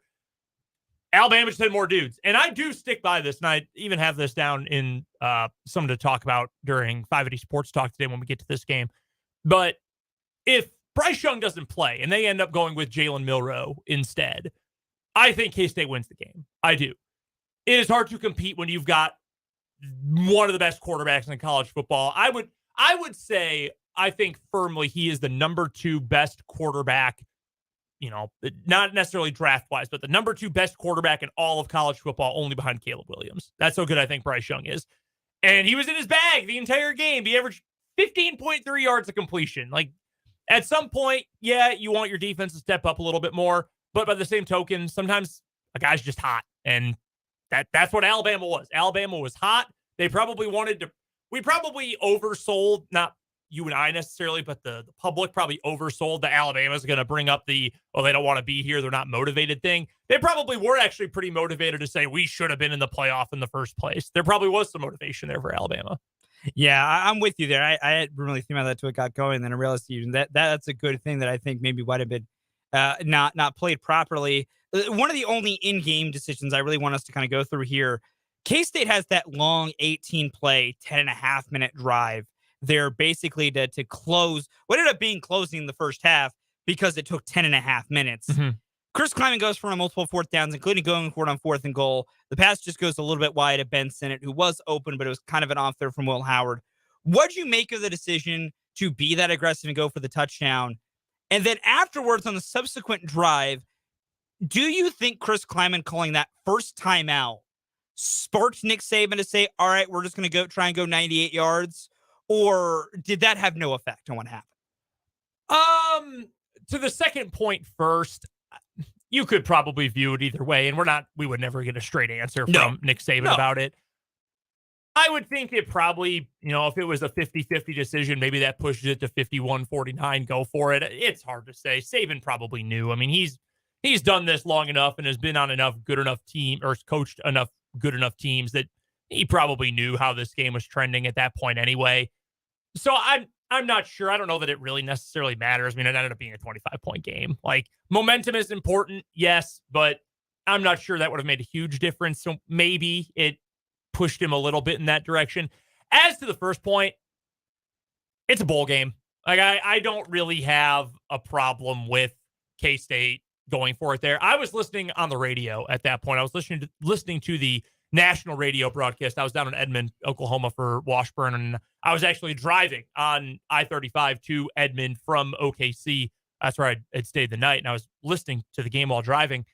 And waiting with bated breath. Okay, they're getting close. They convert the 1/4 down, right? And then they get all the way there. Look, you put together a drive that is that long, that has taken up that much time off the clock, and any good coach would know, you're not beating Alabama with field goals. You're not taking down that guy on that other team the way he's playing with some field goals. And it would have been cool if Ty Zentner could have added on another 3 points to his Sugar Bowl performance. But you got to get touchdowns. So I've got no problem with it. Be aggressive. It's the end of the season. You're already Big 12 champions. You've already got 10 wins. So you've hit all these important benchmarks. At that point, yeah, would 11 wins be awesome? Of course it would be. Would saying you beat Alabama in the Sugar Bowl be awesome? And maybe we should play it safe and try to, just keep the game as close as long as possible. I guess I understand that. But realistically, you're not beating Alabama with field goals. In that game, already battling uphill, I'm fine going for it. I'm usually more in favor of being aggressive anyway, as you know, but I thought it made sense in that situation, given all the other context.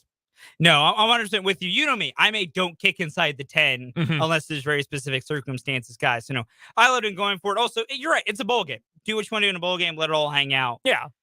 After the game, though, and this was just announced yesterday, essentially, Deuce Vaughn is officially declared for the NFL draft. He's going to forgo his senior season. Just, I guess overall, what do you make of Deuce Vaughn's career at Kansas State, and how special of a player do you think he was? Because we all kind of got to watch it unfold up here and interact with him from the very beginning. What do you make of Deuce Vaughn's career, and how do you think he matches up at being an NFL level running back? First things first, I'm going to do something that is annoying, but I'm going to do it anyway. I tweeted a couple weeks ago when people were starting to say, "Oh man, no one's heard from Deuce Vaughn. He hasn't alluded to anything," because it became a little more popular this year for guys to say, "Hey, I'm entering the portal, but I have decided to stay with the team for one, through the bowl game because I want to finish out this season, or I'm going to leave for the draft, but I want to play in the bowl game because I want to, just play up the string with my guys." We didn't hear anything. Maybe that means he's coming back. I saw someone who I respect their opinion on K-State say, I think it's a 30% chance that Vaughn stays. And I put on Twitter, don't do this to yourself, K-State fans. Do not do this to yourself. As your friend, as someone who follows this team, who covers this team, do not do this to yourself because he's going to the NFL draft. And no one should be upset about that because he's an NFL caliber player and he's going to make a lot of money in his career. And running backs have short shelf lives. And running backs have short shelf lives. Exactly. It can be over in an instant. And I had one person in particular come after me and tell me that I clearly didn't know what I was talking about. Maybe I should pay more attention to K-State and whatever. I was like, well, dude, I cover K-State for a living. He's like, well, clearly not very well. And I said, okay, well, we'll see. We'll see in a few weeks. So I'll toot my horn on that one. And he's an all-time great. He's a Ring of Honor kind of guy, 2-time All-American, statistically one of the best players in program history, part of a Big 12 championship team, the best player on a Big 12 championship team. That's got to mean something. I mean, I don't really know even how much there is to add to what we already know just at a surface level. All the 100-yard games, most dynamic player in the Big 12, first team all Big 12 in 2021. Second team and, first team all purpose, second team overall, whatever it was for him this year. I mean, 2-time all Big 12, one of the best players in the conference. Every other team in the conference is happy he is leaving because he was so hard to deal with. And I think it's pretty simple to say, what team in the country would not have started Deuce Vaughn? Seriously. And maybe for some teams, it's a 2 running back thing like Texas. They've got 2 guys who are entering the draft. They would take Deuce Vaughn on their team. Deuce Vaughn would split a lot of carries with Bijan Robinson, and Bijan Robinson might be a first-round pick. Not many running backs are these days. He might be a first-round pick. You look, Deuce would have started at KU. Yep. Again, at least in a split with Devin Nealon, you'd get Deuce Vaughn on the field all the time. Hell, he probably would have played in the slot a whole lot more often had he been in a school like that. He would have played at Alabama. Yep. Jahmyr Gibbs, awesome player. Deuce Vaughn would have played a starting caliber role for that team. That's how good he was. I always was thrilled when we got to talk to Deuce on 580 Sports Talk, whether it was the new version of it or in the past when, it was the 4-hour show. He was always very kind to us, really easy to talk to, great stories, fun guy. Loved to get to talk to him. And just overall, I think, at the surface level, you don't always get the full picture of who a guy is and what a guy was as a player. But I think you do with Deuce Vaughn. Look at the box scores. Look at the numbers. Look at the wins for K-State over the course of his career.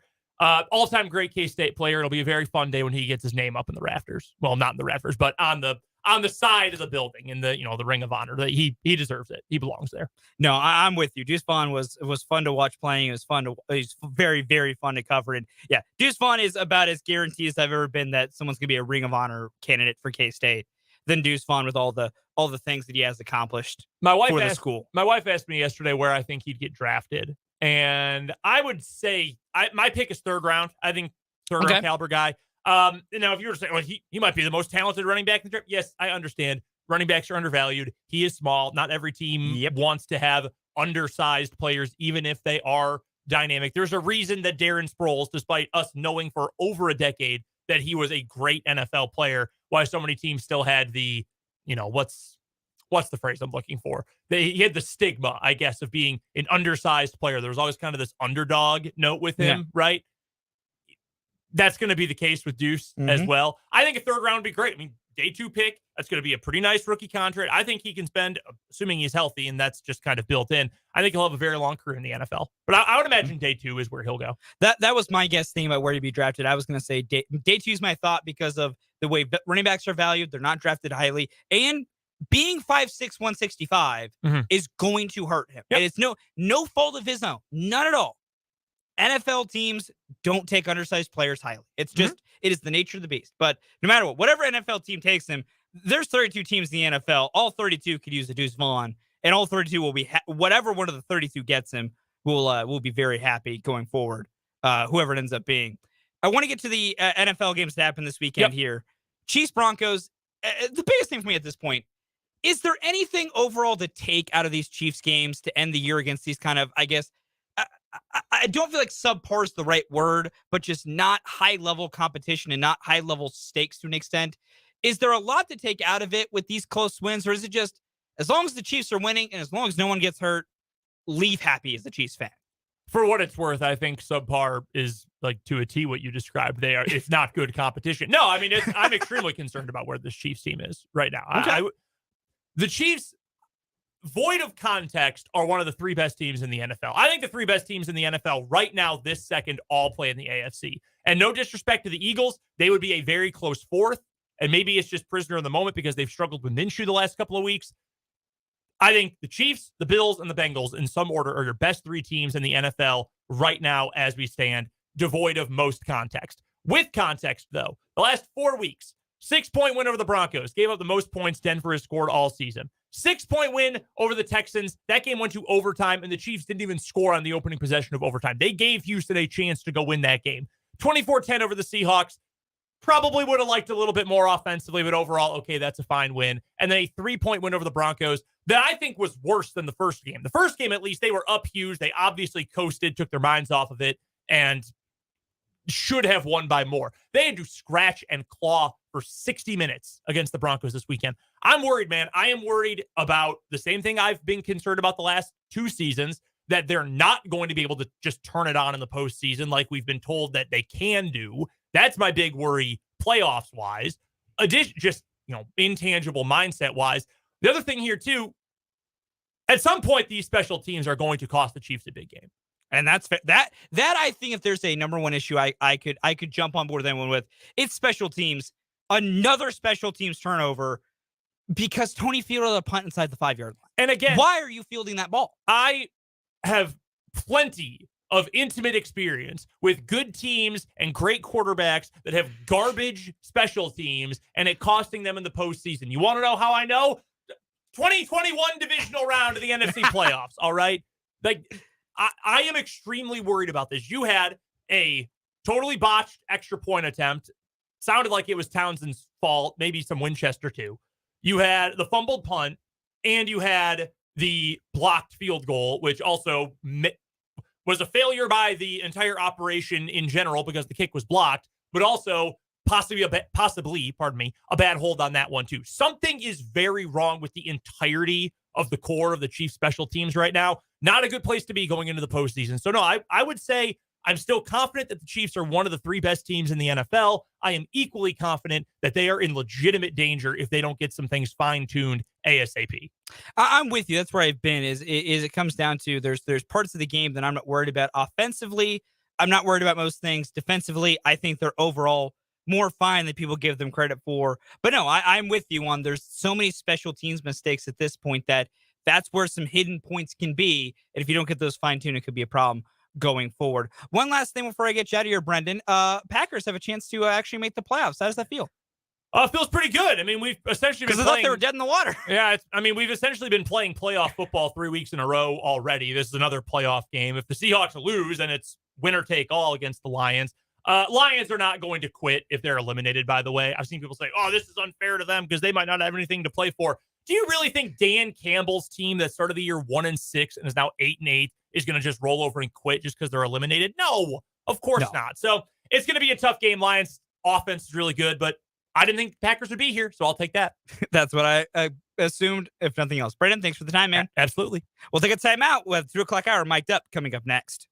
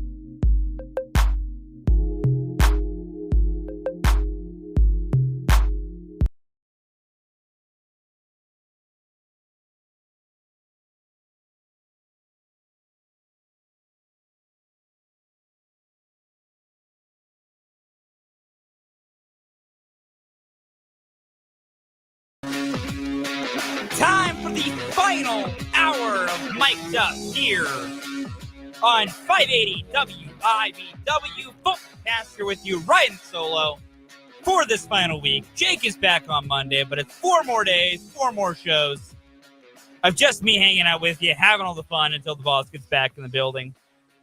Want to thank Brendan, as always, for coming on for CrossTalk. Love getting to chat with my guy. You can join Brendan and Dan for 580 Sports Talk, as always, following the conclusion of our program here from 3 to 6 right here on 580 WIBW. They got some great stuff coming up for you today. So if you got nothing else going on, throw them on. Give them a listen. It's a good time. We have nothing but great sports programming here on your sports voice of Kansas, 580 WIBW. As always, you can be a part of the show on the Bigger Tires text line, 785-272-9429, or if you want to watch the live stream of today's show, go to youtube.com, go to Sports on 580. You can watch the live stream, and you can also hop in the live comment section of our YouTube live stream. Another way for you to join and participate in the show. Coming up in this final hour of Mic'd Up, we're going to look at the Sugar Bowl, give some deeper thoughts on it. Brendan and I touched on most on a piece of my thoughts. We'll give a few more on them today, and also look at just what kind of a season was this for K-State. Put a little bit of a bow on the season for K-State and look at Deuce Vaughn as he is declared for the NFL draft. We'll play a little odds makers. Kyle will join me for that, as well as a fun little round of odds makers here. We'll take a look at the Chiefs and the Broncos to wrap up the show, kind of take one last look at the game Patron's performance as well to wrap things up. But to begin this hour, before we get to the Sugar Bowl, folks, I didn't get to use this back in July, but the Royals have made a trade. Kyle, hit it. We have a trade. The Kansas City Royals have made a trade. Ryan O'Hearn has been traded to the Baltimore Orioles for cash considerations. Using the siren probably made that sound like it was going to be a lot bigger than it was, but darn it, I didn't get to use that at all in August. So I wanted to use it. Thank you, Kyle. But yes, the Kansas City Royals have completed a trade. Ryan O'Hearn was designated for assignment back on December 28th when the Royals completed their signing of Jordan Lyles. And in the process, in case you know, designated for assignment works, as well as break down, a few different things can happen. You basically go on waivers. Anyone can then try and pick you up on waivers, or you can be traded, which is what the Royals did do with Ryan O'Hearn. Or if none of those things happens, nobody really wants you, then at that point, if no one wants you, you can either be assigned to the minor leagues if you agree to it, or you can request your outright release waivers, or a team can just at that point, not even want to assign you to the minors, outright release you. Designated for assignments, kind of tricky, it has different pieces to it.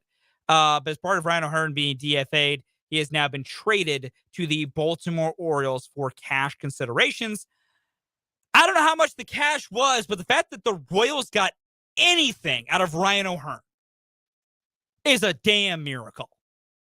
And as I've always said, this is no disrespect to Ryan O'Hearn, the man. Like, Ryan O'Hearn has been kind of the butt of a lot of jokes in this era of Royals baseball and all this losing because he, came out of House of Fire in that September that he first came up and then has never materialized to anything similar. And so because of that, he's been taking the brunt of a lot of comments and jokes and criticism and critiques. To give Ryan credit, he's always, handled it very well. He's made some jokes on Twitter about it. To give Ryan credit, he has always handled it very well. So Ryan O'Hearn, the man, I have no problem with. I wish him the best in Baltimore. I truly do. But the fact that Ryan O'Hearn, the baseball player, got you literally anything when he's just not been a good baseball player is astounding. And it makes me laugh so incredibly hard. Also, I've never been more guaranteed Ryan O'Hearn's going to hit 25 home runs for the Orioles this year and bat like 280. It's going to happen. Everyone will be prepared for it. It's going to be stupid, and it's going to frustrate the hell out of me. But a trade has been made in baseball. I had to get that note in there because that announcement dropped right at the end of the 1 o'clock hour. That actually got officially announced at 1:46 today. So just did want to bring out the fact that Ryan O'Hearn has been traded. He will go to Baltimore. The Royals will get some level of cash for him, And who knows? Maybe John Sherman will use that cash to maybe pay for a free agent and actually do some things this offseason. So I have more Royal stuff to talk about before spring training comes up. I probably won't. I probably won't have anything to talk about till pitchers and catchers report, but hey, they gave me something today. But yes, the Royals have traded Ryan O'Hearn to Baltimore for cash considerations. With that out of the way, we will now jump into our regularly scheduled programming here at the top of the 2 o'clock hour on Mic'd Up, which was the Sugar Bowl for K-State and for Alabama on Saturday afternoon down in New Orleans. It was an 11 a.m. kickoff. And like the first quarter was really fun. K-State opened up the game with a 10-0 lead. They led till late in the first quarter when Alabama, well, they still led, but they held Alabama scoreless till late in the first. And Alabama then took scored a touchdown to make it 10-7. Fourth quarter played pretty tight. Then K-State goes on an 18-play, 73-yard, 10.5-minute drive that gets them all the way down to the Alabama 2-yard line. And they get 0 points because they go for it on 4th and goal from the 2. Pass intended for Ben Sinnott just goes a bit wide after Ben Sinnott was kind of open. There was some tangling of feet, and then he kind of got really wide open when Will Anderson went down. So, I mean, it was there. Play was there to be made. But Will Howard is just a bit off the mark. And that drive ended with no points. At that point, Alabama took over, leading just 14-10 with about 58 seconds left in the first half. They ran the ball on first down, and then K-State, who had 3 timeouts at the time, called a timeout. Alabama at that point went into a bit more of an aggressive gear, proceeded to drive 98 yards in 7 plays in 51 seconds to take a 21-10 lead. And they were also scheduled to get the ball back out of half. That feels like, kind of where the biggest turning point in the game was. K-State then proceeded to kick an onside kick to start the second half that Alabama was 100% ready for, that they recovered. And Alabama overall, after being down 10-0, rattled off 35 consecutive points. Take a 35-10 lead, and that was pretty much your ball game at that point. It's kind of like Brendan and I said during CrossTalk at the end of last hour. Alabama just had more dudes. And that is no disrespect to K-State. That is no disrespect intended. K-State has NFL caliber players on their team. Alabama just has more. And their guys that might not be full high-level NFL players are better than the ones K-State has that aren't. That is the nature of the beast when it's SEC team versus Big 12 team, and when that SEC team is the preeminent name in college football for the past decade plus. We got to remember, when you think of college football, think of Alabama.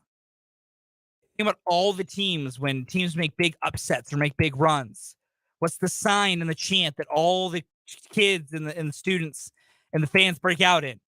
We want Bama. Like, how often has that been the chant that breaks out and that team that fans use to be like we're really good, we want to take on the best, is we want Bama. Like, that's what this is. So there's nothing for K-State, their players, their coaches, or even their fans to hang their heads about. There's none of that. Was it a blowout loss? Yes. 45-20. That's a blowout loss. But you put up a fight. You did your best.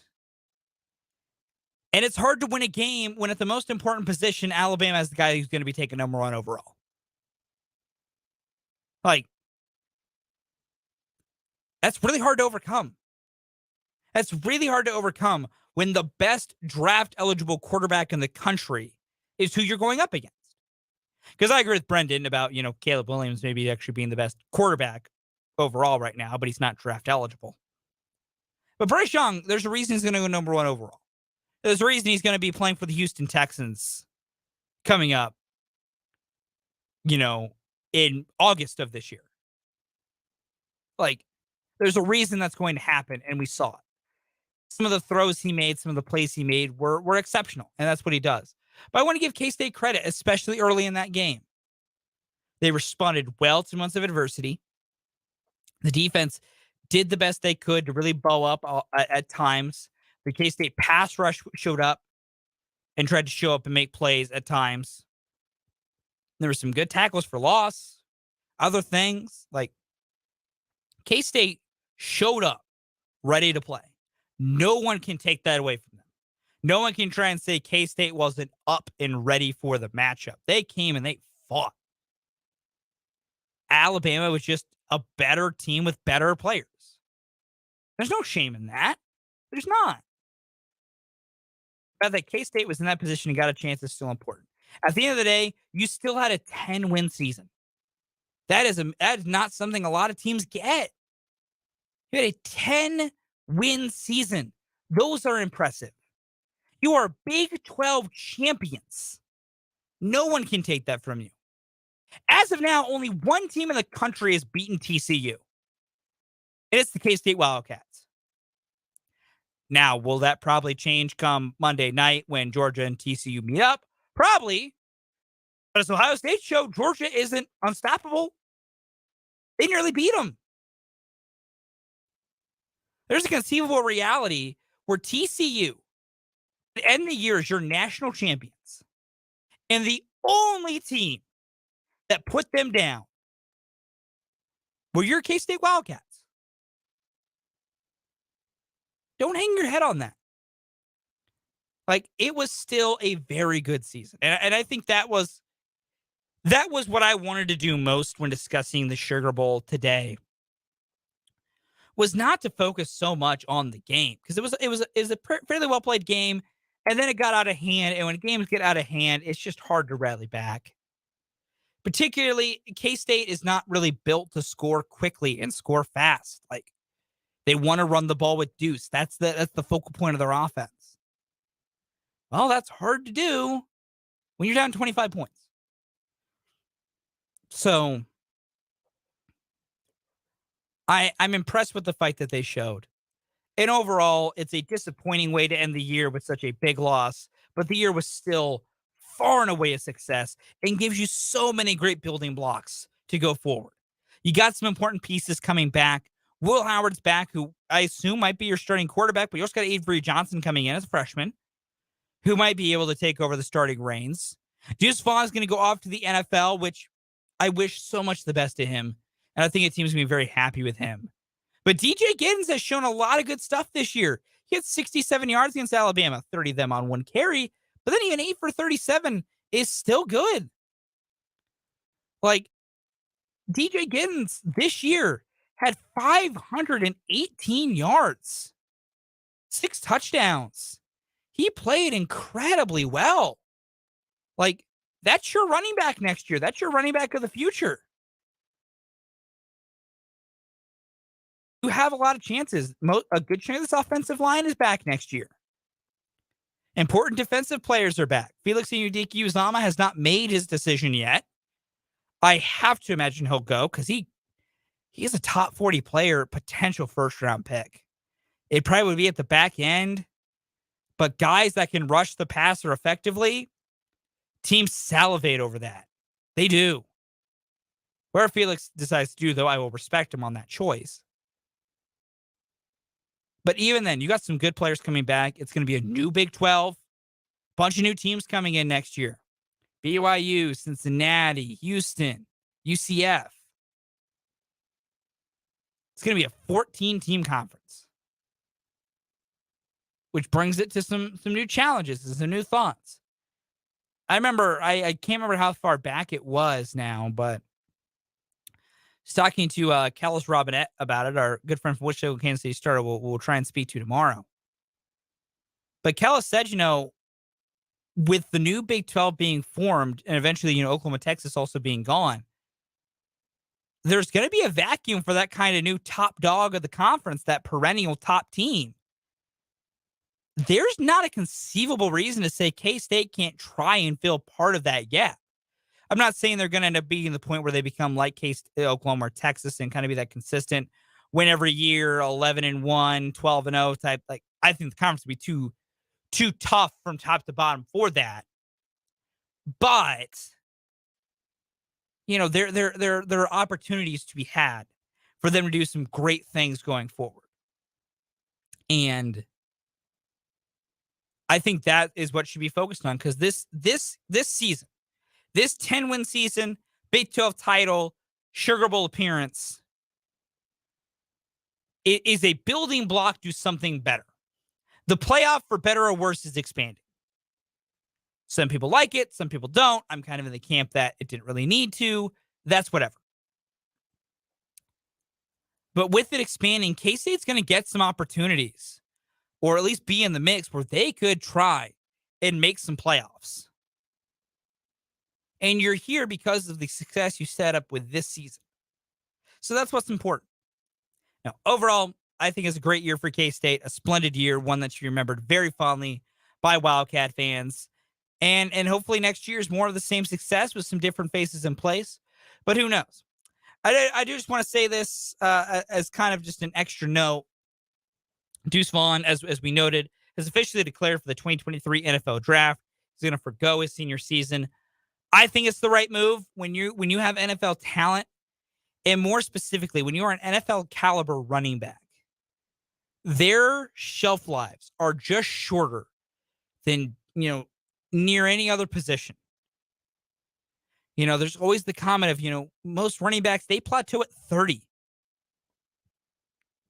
You got about 10 years usually as a running back, unless you're a built different, but in not the kind of joking way.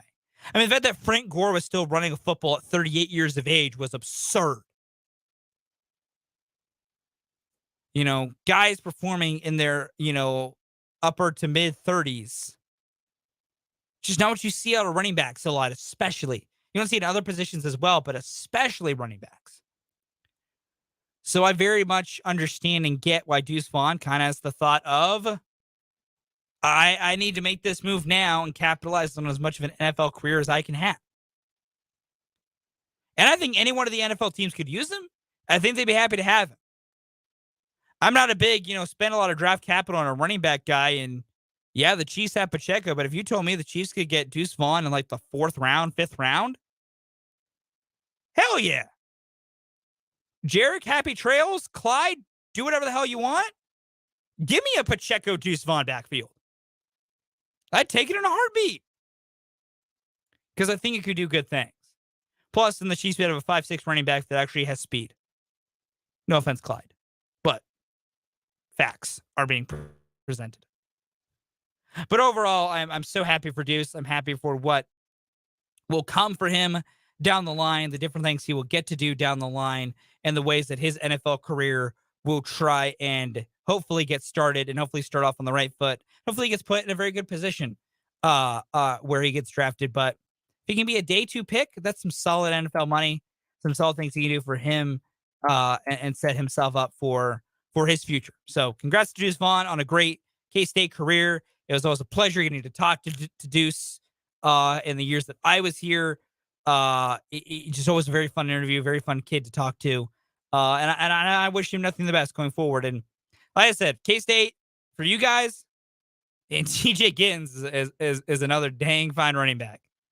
Junction City product. He is very good. We've gotten to see him run the ball, even as a high schooler.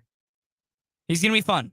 He's going to be fun being the lead back for K-State next season. But him with Avery Johnson or Will Howard, who's at quarterback, different guys being around, K-State has set themselves up for a lot of success going forward, even if this season did not end exactly the way that K-State wanted. But overall, good season for K-State. Disappointing end, but the Wildcats, I think, have very, very many big things ahead of them. And I think they have themselves a lot of high-level winning seasons ahead of them if they keep playing their cards right, especially with Chris Kleiman at the helm of that K-State program.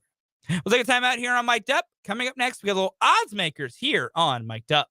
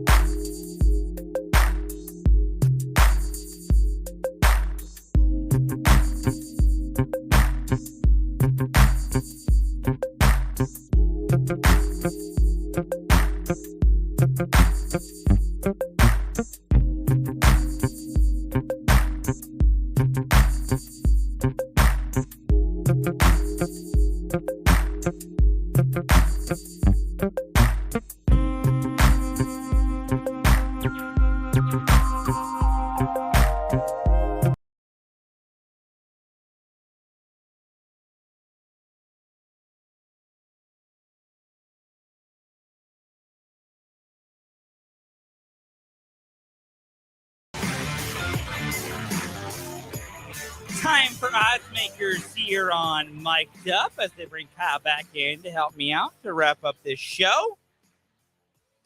All right, Kyle, we're going to start here because Brett McMurphy, our good friend from the Action Network, had him on a few random times on 580 Sports Talk, tweeted this out.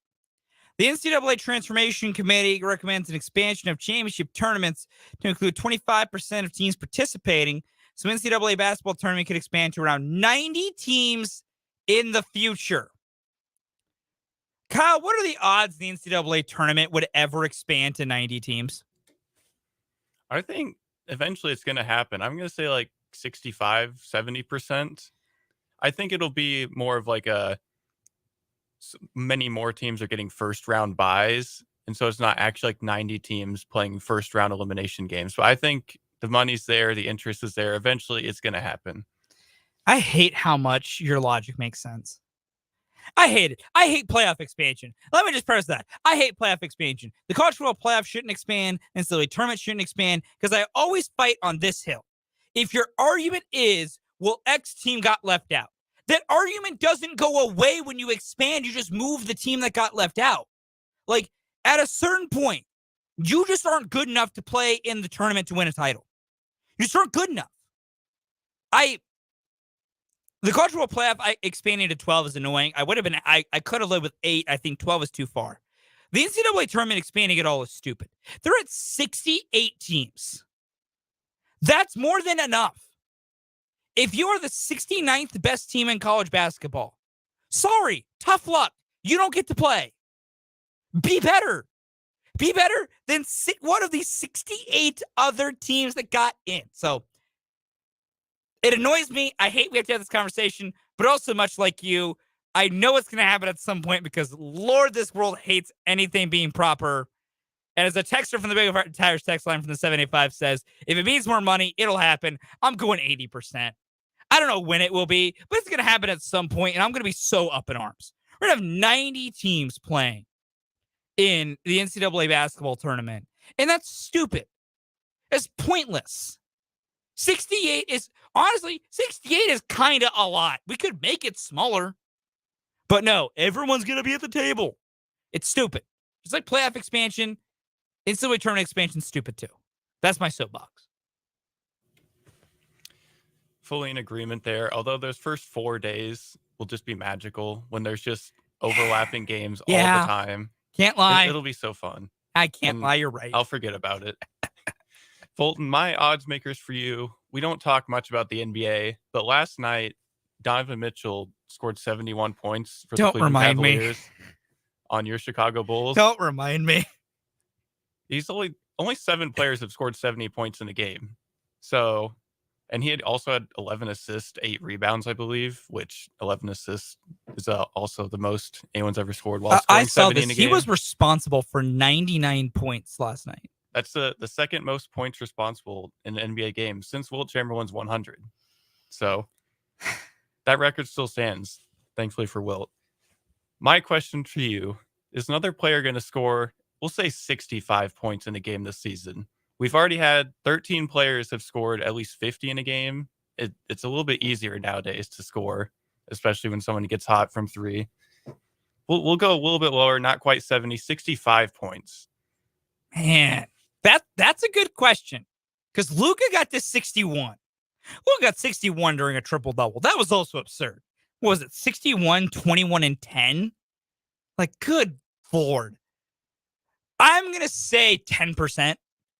I think you're right that it's never been kind of, I guess, easier to score at a higher clip. And that's not to say, like, the NBA's come in such a way that scoring's just a super... It's still impressive to do. But I think the indicator of scoring has gotten a little bit easier is that, guys scoring 30 is not as impressive as it used to be. Like, 40 is the new 30. And like, oh, you get to 40. And it's like, 40 is the new 30, 50 is the new 40, 60. Like, I think it's all been scaled a bit differently, where 30 is like kind of being in the 20s. Like, hey, that's a really good game to get to 30. It's a pretty good game to get to 20. And guys being under 20 is kind of the, oh, you had an off night. And it's like 16, 18 points in an NBA game is actually still kind of good. Chris Paul made a living off that for forever. I lean towards about 10% because there's so few guys I think can do it. Donovan Mitchell obviously can, because I don't think the way he scored, like, I don't think he scores in an aberration form. I think he can really put up buckets. Luka, we saw him get to 61. I could believe at any moment Luka could drop 65. Devin Booker's dropped 70 before. He can get into the 60s.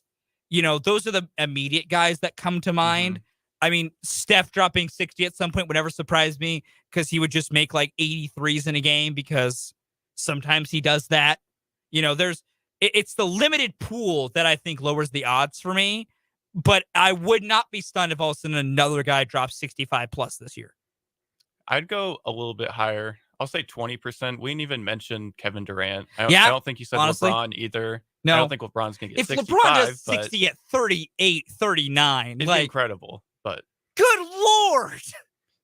The scoring is it's easier for more people to score. Since I think the stat I saw is that the NBA is on track for the most 40-point games since like sometime in the 60s, and in that year, like probably 70% of those times was just Wilt Chamberlain. Yeah, that was just Wilt being It was easier for one person to score back then, but now it can really be like you just listed off 10 people easily. Yeah.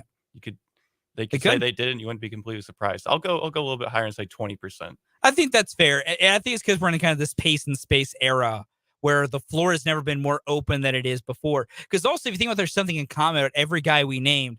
They can both shoot from the perimeter, but they're also crafty scorers at the rim. Back to the back basket guys are never going to probably get into the 60s ever again, like Wilt was doing. But those guys that can shoot from deep and find ways to score inside, they're just those crafty scorers. It's just in this day and age of hoops, they can find a way to do it. It's really impressive, and I would not be surprised if someone else does it, but yes, watching Donovan Mitchell do that last night, I wasn't in a good place. I did not enjoy that. I did not, mainly because Chicago had the lead and then all of a sudden crapped it away while Donovan proceeded to do one of the greatest feats of basketball that's been seen in quite some time.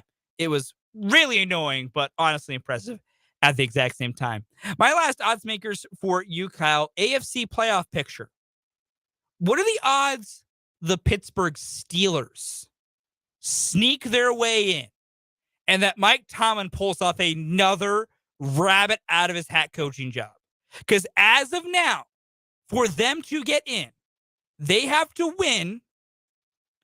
And then I believe Miami needs to lose and the Patriots need to lose. Well, the one thing I never want to do is count out Mike Tomlin. So I will say before you give your odds here, I just want to point something out to our listeners here. When Jake and I, before the season, kind of gave like our season predictions, and part of it was kind of like a surprising prediction, not necessarily a hot take, but like, because we want it to be things we believe, but like something that would surprise you if it happened. Mine was the Steelers were finally going to finish under 500 under Mike Tomlin. Because I thought there's no way that offense could get them 9 wins. I also thought the defense would take a step back. I was very wrong on that. They've played, honestly, I just counted Alex Highsmith playing as well as Alex Highsmith has played. But with that offense, they are almost to 9 wins. I should never count out Mike Tomlin. So back to the question of what the odds are, but never count out Mike Tomlin is what I've learned. Unfortunately, I'm still going to go pretty low. I'll say 30% because that's the chance I think I give the Jets to beat the Dolphins this week, which if you ask me what's the chance the Steelers win this week against the Browns, I'd say close to 100% because Mike Tomlin doesn't go under 500. And true, he needs to win this game to go above 500. So I think for sure he will take care of his end of the bargain, but it comes down to can the Jets win because the Patriots are scheduled to play the Bills. We know there's a lot of stuff happening around there that could affect it, what happens in that game, but Patriots are playing the Bills. You'd have to imagine the Bills will win that game. So it does come down to, do the Jets beat the Dolphins? And remember, the Dolphins are starting either Teddy Bridgewater or Skylar Thompson, more than likely, because I think they're doing the right thing, and Tua's not going to play football the rest of this year, which is smart. Mm-hmm. But I'm with you on a level of probably about 40-ish%, because I still give Miami about a 60-40 advantage to beat the Jets, because the Jets are so bad. The Steelers were 2-6 at their bye week. They are now gone 6-2, with their only losses being by 7 points to Cincinnati in a close game and 2 points to Baltimore. They have beaten New Orleans, Indianapolis, Atlanta, Carolina, Vegas, and Baltimore. It's absurd. It is. It's truly just the level of don't count out Mike Tomlin. I'll ask this not only as an odds makers, but just as a question to wrap us up here. If the Steelers go 9-8 and make the playoffs, would you at least consider giving Mike Tomlin Coach of the Year? Sure. Why not? He has Kenny Pickett and Mitch Trubisky as his quarterback, and if you get to the playoffs with them, then sure, you're definitely in consideration. He has Kenny Pickett as his quarterback, which Kenny's playing well, but he's a rookie. Like, he's a rookie drafted in the late first round for a reason. But he's Kenny Pickett and at times Mitch Trubisky, who's terrible. That offensive line's a travesty, which has made Najee Harris's day very tough. And his receivers are Deontay Johnson, who, plays well, but is not elite. And George Pickens, who's been a very good rookie, but is a rookie. Like, there's no stars, really, on that offense. The defense has their stars, but they didn't have TJ Watt for like 6 weeks. And they're going to be above 500. Not like Chase Claypool is some kind of star, but they were like selling at the deadline. Yeah, yes, away Claypool. They sold. It's absurd, and I wanted to make sure. Listen, I'm a very pro Mike Tomlin guy. I love Mike Tomlin. I think he's a great coach. I think he's an even better person. As a human being, Mike Tomlin's one of the best guys we got in the game today. But the Steelers make the playoffs and sneak in. It's the Steelers, man. I'm never picking them to go below 500 ever again because Mike Tomlin proves me wrong. That's all it for odds makers today. We'll take a timeout. We'll discuss more of the Chiefs and their win over the Broncos and some of their postseason aspirations coming up next.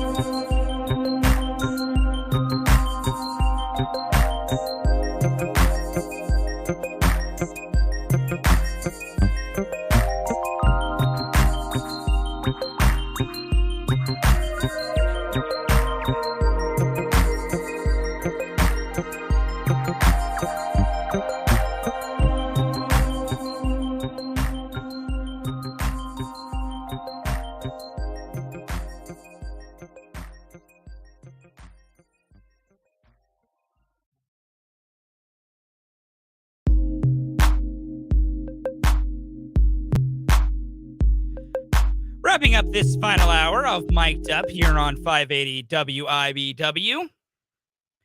We have a texture makes a good point from the 785. Nick Sirianni has to be in the running for Coach of the Year. Oh, agreed, 100%. I think Nick Sirianni is up there for what he's done with Philadelphia. Though, as always, this is my caveat for Philly, whether it's fair or not. And I think it is fair, though.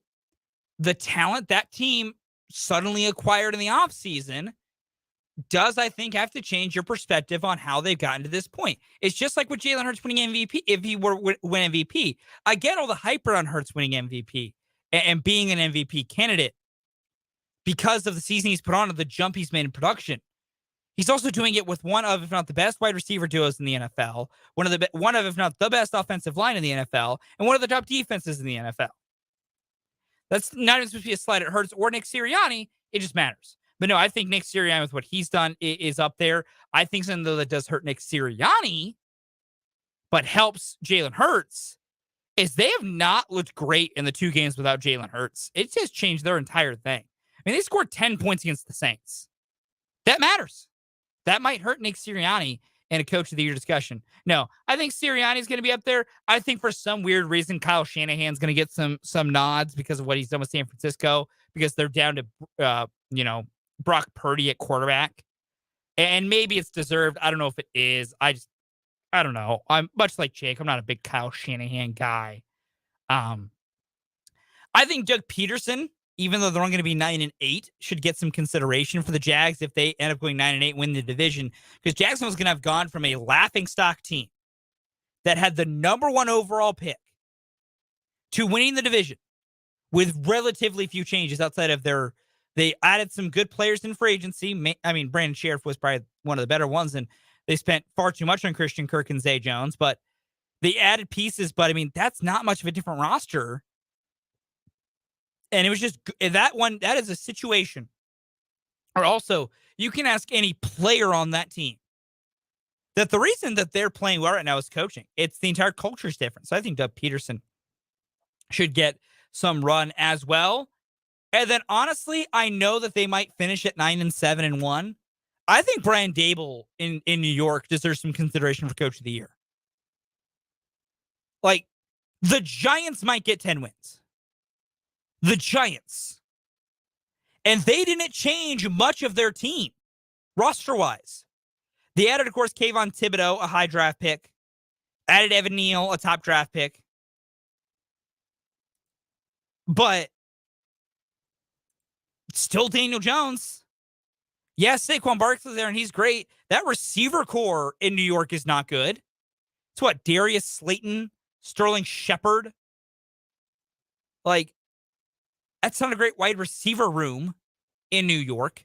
Kenny Golladay is paid a bunch of money to whine on the sidelines and do nothing. They brought in Wink Martindale, which definitely helped. But, like, I think Brian Daboll needs to get some love as Coach of the Year because he's taken a team that really struggled to do anything for years, and particularly last year, it has them on the brink of 10 wins. And I know a lot of them are close. I know some of it is virtue of an easier schedule because it's why the entire NFC East, I think, had a little bit of an easier time, even though they had to play each other, which makes it harder. The Giants could get 10 wins. Even if not, they're going to the playoffs. That's impressive.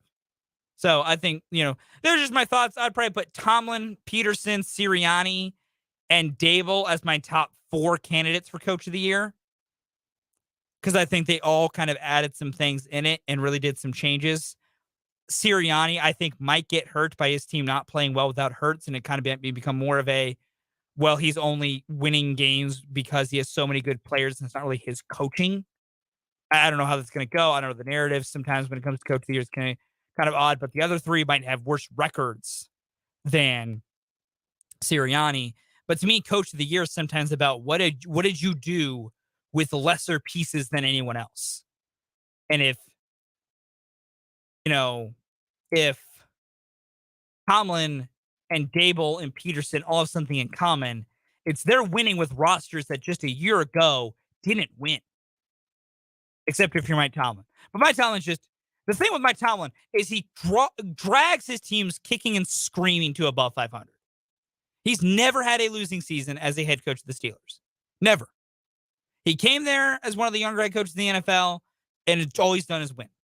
And I think that matters because death taxes and Mike Tomlin finishing above 500 just seems to be the way things go. And again, that's what I get for thinking the Steelers might finally have a losing season under Tomlin.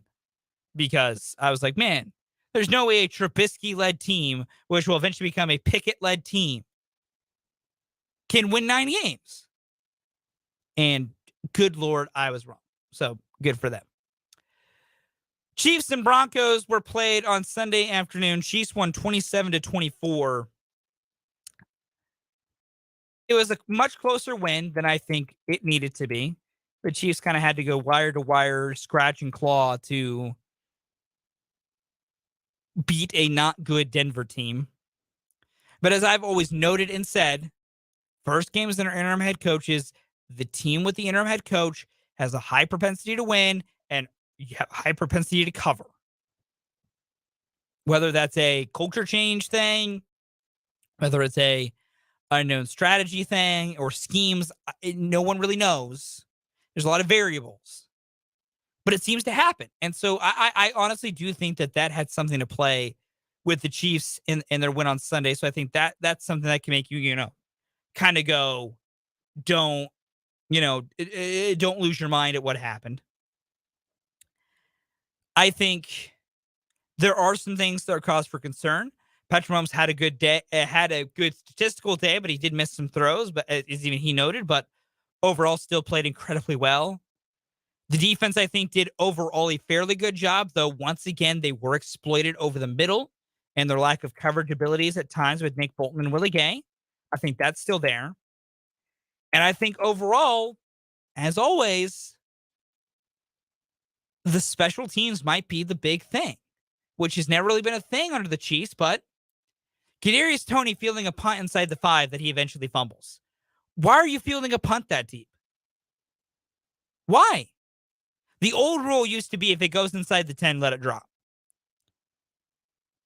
Yeah, I get sometimes the idea is, what if it bounces and checks up or whatever? Yeah, but a lot of those punts, you just need one good solid bounce. And that ends up for a touchback. But Toney took it, tried to do some creative things, and then the ball popped out and it's a turnover. You can't have that. 2 mess ups in the kicking operation. Both seemingly on the holder. When there was maybe either a bad snap or a bad hold that led to the extra point being botched and Tommy kind of just having to run around. And then there was the blocked field goal at the half that something got screwed up and led to the field goal being blocked. Because normally Harrison Butker, it's not a low trajectory thing. He's often kicked those long ones and been fine getting it over some outstretched hands. It just seems that this team has some special teams issues. And we'll get into those deeper coming up tomorrow. We'll look at some of the special teams issues for the Chiefs, look at how many games have been impacted and how much of an impact those plays have had. We'll get into that coming up on tomorrow's show. But I think overall it's the idea that the Chiefs, I'm with Brendan. When Brendan and I discussed it during CrossTalk, I'm with him. The Chiefs are one of the 3 best teams in the NFL, and they're all in the AFC. They're the Chiefs, the Bills, and the Bengals in some order, are your 3 best teams in the NFL. All have some flaws on different areas that could oust them. I wouldn't be surprised if one of the reasons the Chiefs lose in the postseason is a key turnover on special teams, a blown coverage on special teams, or the kicking operation goes haywire, and a field goal being missed, either a PAT or a field goal attempt being missed, leads this team to losing in the playoffs. I hope it doesn't come to that. I really do. I'd rather it not have to come down to that. But when you get into the tight games, the tight situations, it's those little things that matter the most. And it's things like special teams miscues that can really get to a point to cause issues. And I think that might be the Chiefs' biggest thing, because that's one of my big things coming out of the Broncos game is the special teams had issues yet again. Chiefs had turnover issues yet again with the Kadarius Toney fumble. Mahomes threw the interception in the end zone that was part Pat probably trying too hard, part a very stellar play by Justin Simmons to break so quickly on the ball and make a play to pick it off in the end zone. Giving credit where credit's due on that one. The Raider game will be interesting. I think the Raiders going to have more fight than I expected because, they took San Francisco to overtime. Devontae Adams played really well again. Jared Stidham actually, had some good passes. Josh Jacobs ran the ball well. I thought the Raiders would be, in, like kind of Joe Turley, that'd be full on just they're done. They're quitting. They're ready to go to the offseason. But they're fighting. I'll give them credit for that, all day. So I think this game against Vegas coming up on Sunday in Las Vegas at Allegiant is going to be tougher than maybe we all first anticipated because Vegas might be trying a little bit harder. But also at the same time, Patrick Mahomes has never lost a road divisional game in his NFL career. Hopefully that stretch continues, but the Chiefs got some things to clean up. But overall, they got the win against Denver, and I think that's all that matters at the end of the day. We'll take one final timeout. When we come back, time for the mic drop here on Mic'd Up.